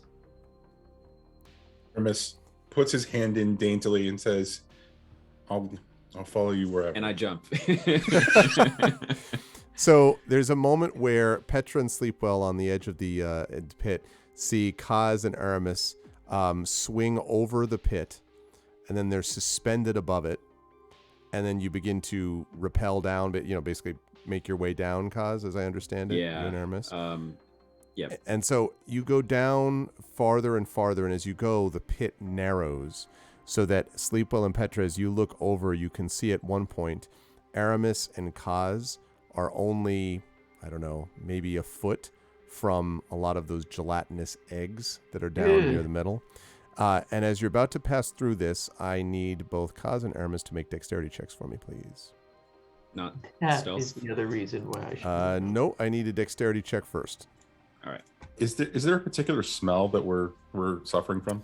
Yeah, please describe. No, it actually, I have to say, actually, there is not much scent down here, actually. Maybe the scent of earth, but there does not seem to be any foul or alien particular smell, which is a little surprising, actually. Okay, I see a 13 from Kaz and a 2. So, from Aramis. So, Kaz, you're down there and it's all going great. And then Aramis, you kind of extend your elbow backwards because you're like trying to avoid falling. And then your elbow squishes into one of the eggs, and there is and it spews out onto you, and you are covered in this stuff. And when you are hit by this thing, when you do this, the eggs hit you, the liquid hits you, and then as the liquid hits the other eggs, so all you and Petra and Sleepo, what you see is just an array of like basically ichor, and you feel something, Kaz and Aramis both, crawling over your skin. And that is where we're going to bring our session to a close for today. Let's make friends with the slugs, they said. It'll be fine. They're so innocent, they said. I am most excited to hear what happens when you get up close and personal with some slugs. It's the ultimate cliffhanger. It's like a rope hanger, but it's a slug hanger. It's completely. This was a ton of fun to watch as you folks made your way into the factory. That we got some mystery in there too about what's going on with this massive deposit of sorium, and of course the weirdness of what is these ghost-like and the Aramis's vision and all this stuff that's going on, and then of course the elbow egg squish explosion thing, and that's going to be very, very interesting as we see how things proceed as the party makes their way into this factory. I will start as per usual at the bottom right. I will begin with one Mr. Zach Clay. Zach, very interesting session, I think, for Kaz. We had the chance, obviously, to see a little bit of that shimmering. You didn't think you were going to see it, and you did, and it was apparently tied into what Aramis was going through. You end the session hanging by a grapple gun, covered by a slug something with things crawling on your skin. So it's fine. I feel like that's just exactly how it ended. It's true, climbing over your armor. That's true. Oh, thanks. How did you feel about today's session? What were the fine folks? See you next. I felt great at this sort of ending encounter for the conclusion of the campaign is a continual wash of surprises, I think. It's very exciting. I mean, usually at the end of a campaign, you're like, oh, we're going to face some big ethereal, incorporeal entity, a god or some, star being. But we kind of did our version of that with the Long Winter, and had that very esoteric, ethereal encounter inside my head.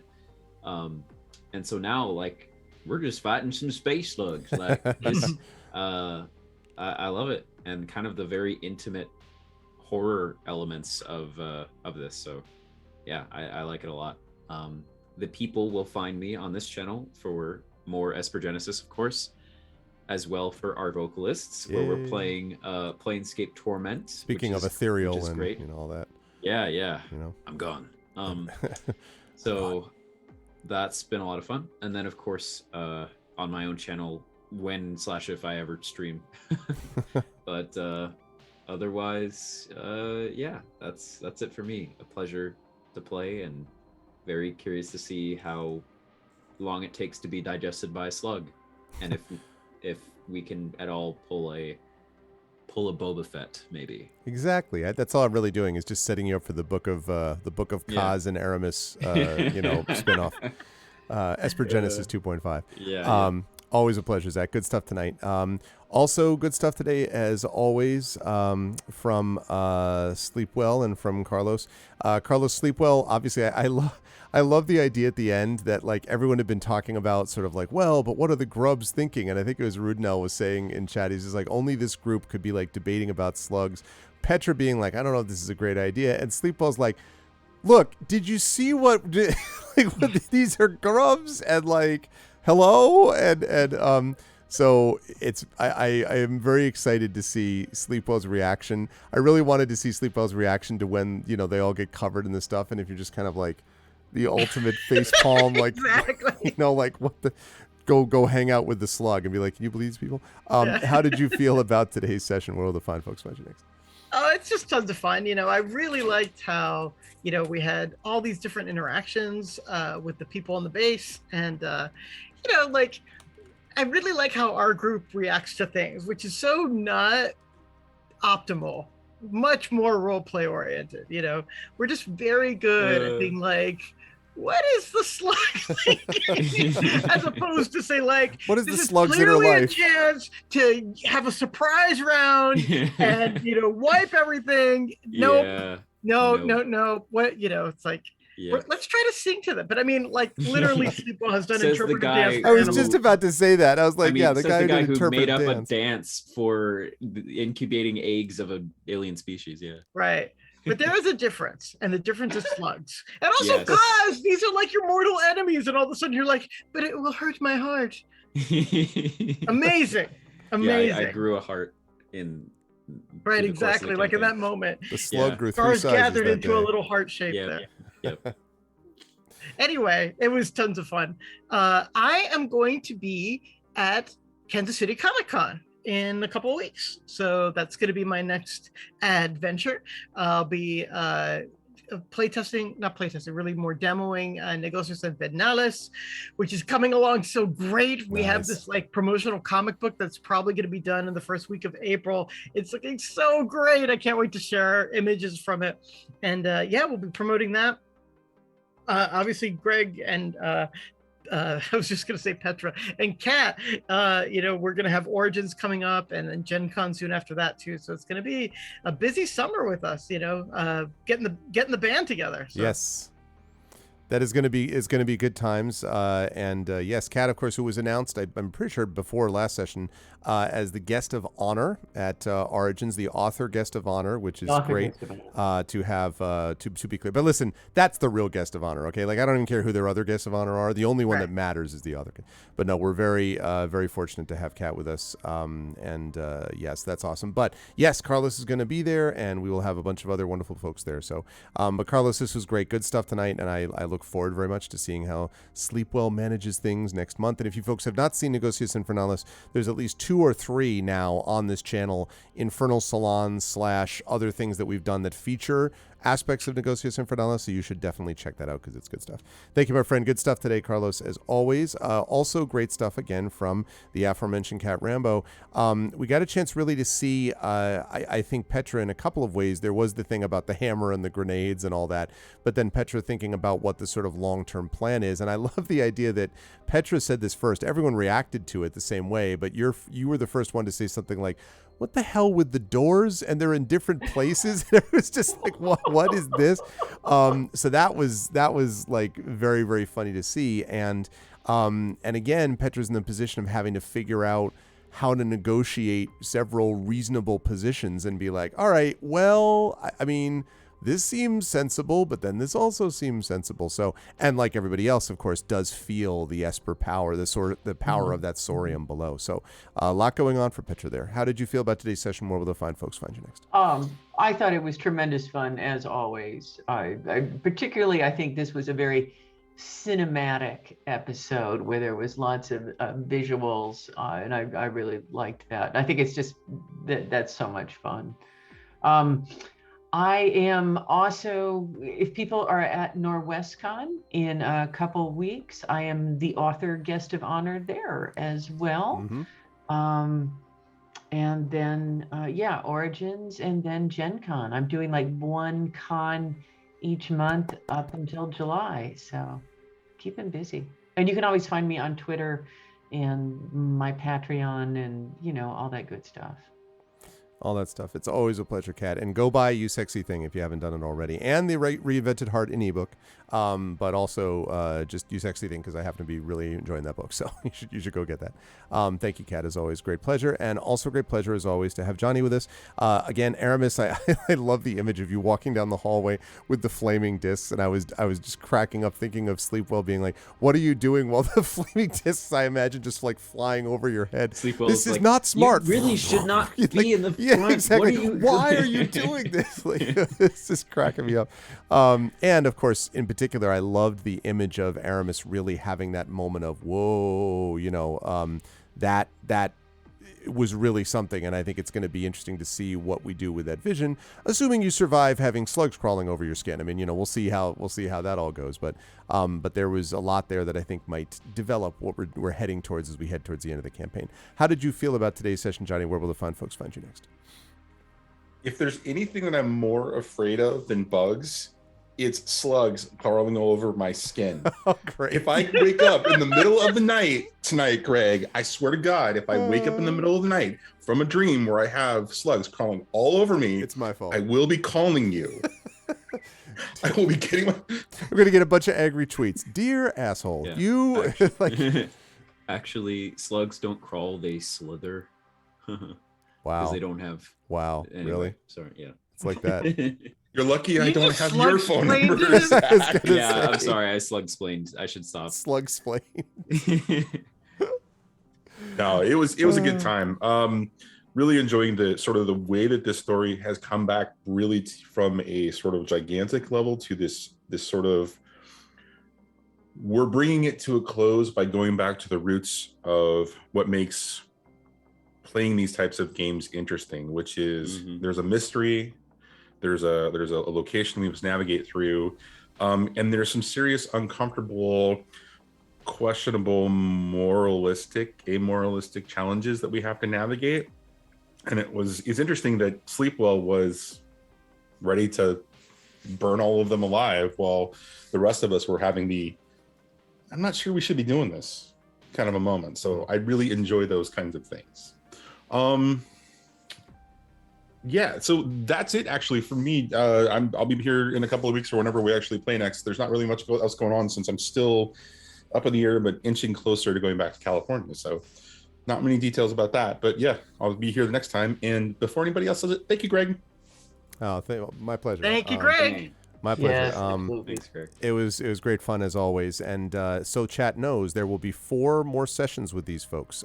2 sessions in April, and then 2 sessions in May. There will be 1 regular session in May, and then of course we will be concluding with our awesome Only sauce, 4 more. closing session. And then remember, chat, before you get to wait, we won't get to see them. You will, because then we will be the new flagship campaign of Expedition from the Mysterious Peaks, which is set in the same world as Esper Genesis and My Tales and Tomes in the Forbidden Library, and in which you will see a mix of fantasy and science fiction characters, and there may be some intersections with the characters here. When we get to that adventure, we will see. But you will see more of these wonderful folks. But not this evening, because they got to go get to bed. So I'm going to head them off, send them off on their way, and thank Chuck and I, get some love, and thanks for these wonderful players, Johnny Pittman, Cat Rambo, Carlos Hernandez, and Zach Clay. Thank you so much, players. I will see you folks next month. Thank you, chat. Bye. Thanks, everybody. Thank you. Bye Thanks, for now. chat. All righty.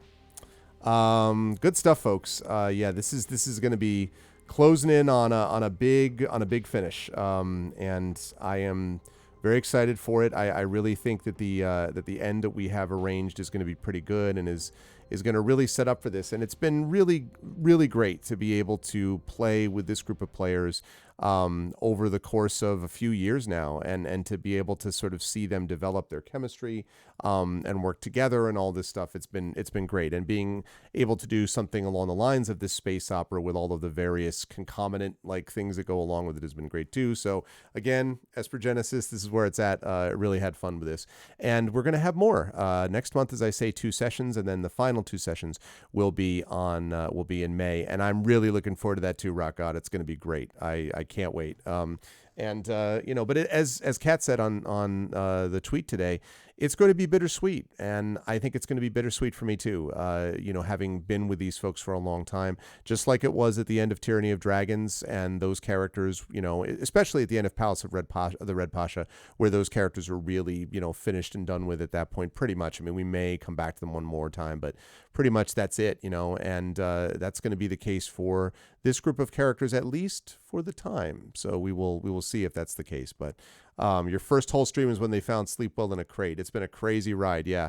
Boy, have they gone a long way and done a lot of things, but it's been a real pleasure to be able to GM for them. And yeah, and we are coming to the end of it, but it is a new beginning that we'll be picking up as well. So that, however, is going to do it for me for today, folks. And I'm going to be back tomorrow with some Golden Sun. Big day tomorrow for me. I have to start tomorrow. I'm going to be doing a little bit of writing on a short story I'm working on for the Origins anthology. Then I'm going to watch my daughter play 8th grade basketball. Again, wish her luck. See if we can finish the regular season strong. Then my daughter and I are going to go watch the NCAA women's basketball tournament. So we're going to get a chance to go watch that, and I'm going to be with her for much of the day. And then I'm going to be back here, do a little bit of work, hang with the family, and then set up for Golden Sun. And we hope to get a good long session in of Golden Sun tomorrow. Then Sunday, remember, we're going to be here at, I believe it's either 6 or 7 p.m., I don't remember, for Soundclash The Clampdown with Brandon O'Brien and company. That's going to be Sunday. And then on Monday, we will have the Unsung Heroes, which is going to be the D&D homebrew with Marie Bilodeau as DM. And that's going to be to benefit Bag of Giving and the Hero Initiative. So that's going to be happening on Monday night. I'm really looking forward to listening to that as I'm driving home from school. I think that starts at 7 p.m. Eastern, if I'm not mistaken. Then Tuesday, I'll be back with the last session of Adventures in Middle-earth for this month at noon Eastern. And then at 4:15 p.m. Eastern will be our session of Talisman Adventures, sponsored by Pegasus Spiele. Both of that last one over on GogCom's Twitch channel. And that will wrap up the month of March. Wednesday, Thursday will be off. And then Friday, we'll be back with April 1st and with the first session of the new year, a new month. I don't know what that's going to be, possibly Golden Sun, but we'll see. And then we'll move into April. And remember, April 12th is my streamiversary. It is my 10-year anniversary of streaming on this platform, which is pretty crazy. So hopefully we'll get a lot of people, and hopefully we'll get a lot of stuff, and hopefully we'll have everyone there as a part of it. That is what I am hoping for. 1 second. Okay. That is good to know. Just was checking in on something quickly. So that's going to be that. I am very grateful to all of you as well for having been here as a part of this. And if you like what you saw and heard, I hope you will follow the channel. I hope you will check out the YouTube, the !ArvTube, the Discord with !ArvCord, the Twitter with !ArvTweets, website arvanelaron.com, financially !ArvShop for the merchandise area, !ArvTreon for the Patreon. Support there is really appreciated. Thank you for those of you who resubbed today, by the way. I appreciate that. Tilted Gaming came back. I know Arenth came back. So thank you, everybody who's resubbed tonight. And please continue to do that as well. Subbing to the channel is great. Also, you can get those custom sub badges and emotes to use everywhere across Twitch and inspirations to help our players. And I do hope that everyone supports the Patreon if they can, because they get those inspirations and other things that move us towards channel goals as well.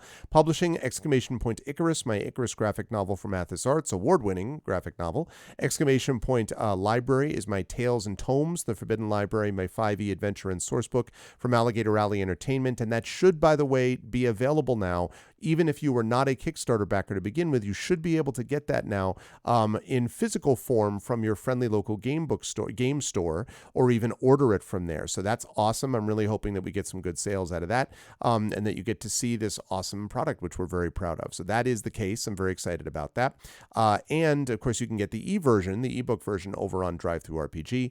And !Grayshade KS is my Grayshade Kickstarter. Both Athos Arts and Alligator Alley will be working on that. Again, I'm very excited for that. Big deal relating to that. And April 9th, so coming up basically a week, 2 weeks from tomorrow, I think, basically, is going to be the cover reveal for the Grayshade novel. And then the following month is when it will actually be published. That's also when the Kickstarter backer kit preview page will go live. So you can follow the Kickstarter, and then 2 weeks later, the Kickstarter itself for the last 2 books in that series, plus the tabletop role-playing game, plus the audiobook from Trendane, will go live. It's going to be a big deal. We're going to have some surprises, and I'm very excited about it. I've been talking about it a lot. Get ready, get used to it, because you're going to hear more, because there's a lot riding on it for me. So I'm very excited about it, and I hope that we will get as much support as I hope and expect that we will. The quality of the product's really good.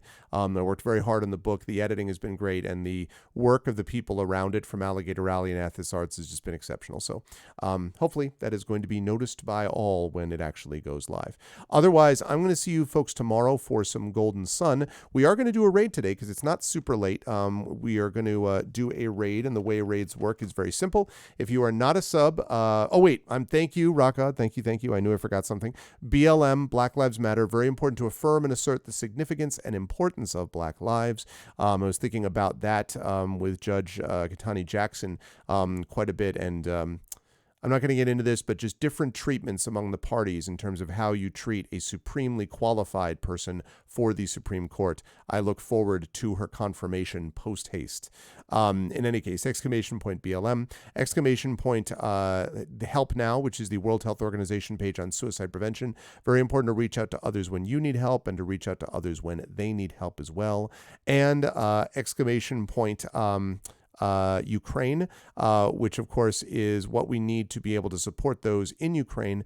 Very important to be able to do that while we are having a good time and enjoying ourselves in community. There are millions and millions of people that are having their communities disrupted because of an illegal and illegitimate and brutal war that has been forced upon them. And what we must do everything we can to support them. My thoughts and prayers continue to be with them as well. And you can support them in one small way by checking out some of the links that you'll find there too.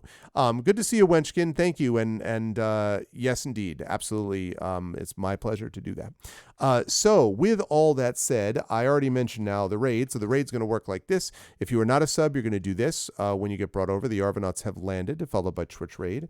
And then we have this, which is if you are a sub, the Arvanauts have landed, Twitch raid, Arvany hype, Arvany roar, Arvany woe, Arvany witch, Arvany sub, Arvany love, Arvany blown, all the Arvanys when you were brought over there automatically. Please do go to that raid and do that raid.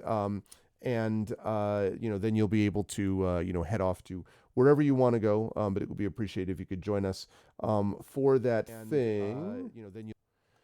Let's see. And yes. Okay. Yes, I know who we're going to raid. Yes, I saw that. And the answer is, of course, Wenchkin knows. I will keep that in mind and for sure. Definitely on my list is my answer to that. So yes, for sure. Okay, that's going to do it for me. Please stick around, and we're going to do the raid over there. Thank you to my wonderful mods. Thank you to Rudinell. Thank you to Dragonspear, Rockgod, Triffity Metz. Thank you to my wonderful subscribers, best in the business, as I always say. Thank you to my subscribers and Patreon supporters. Thank you to Rudinell, Dragonspear, Rockgod, Triffity Metz, Echo Alpha X5, Crit Twitch, Aranth, Garlic Tofu, and Mrs. Dunsel. And thank you to my wonderful viewers, Itzma, Jagtris, Nonstop, Ninatella, the Sparkly Wallflower, and the aforementioned Wenchkin. That's going to do it for me. Thanks, everyone. Much love, and I will see you folks tomorrow for some Golden Sun action. Until then, and back here for more Esper Genesis next month. Until then, until tomorrow, everyone be good to each other. Have a good night.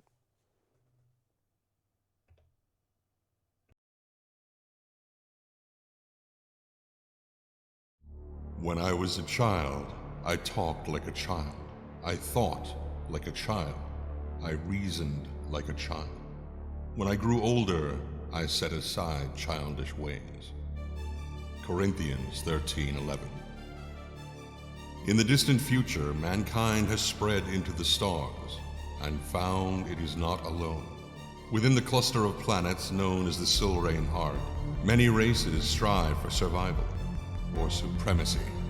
But throughout this array of planets, societies, and cultures, each has one thing in common: the crucibles. Scattered throughout the galaxy, each moon-sized structure contains a core of raw sorium, a form of mysterious energy used to power ships, cities, and sometimes the warping of the fabric of reality itself. Beings who can do this have been given a name: Espers. The power of God has been granted to God's children. It is a time of terror. It is a time of wonder. It is the time of Esper Genesis.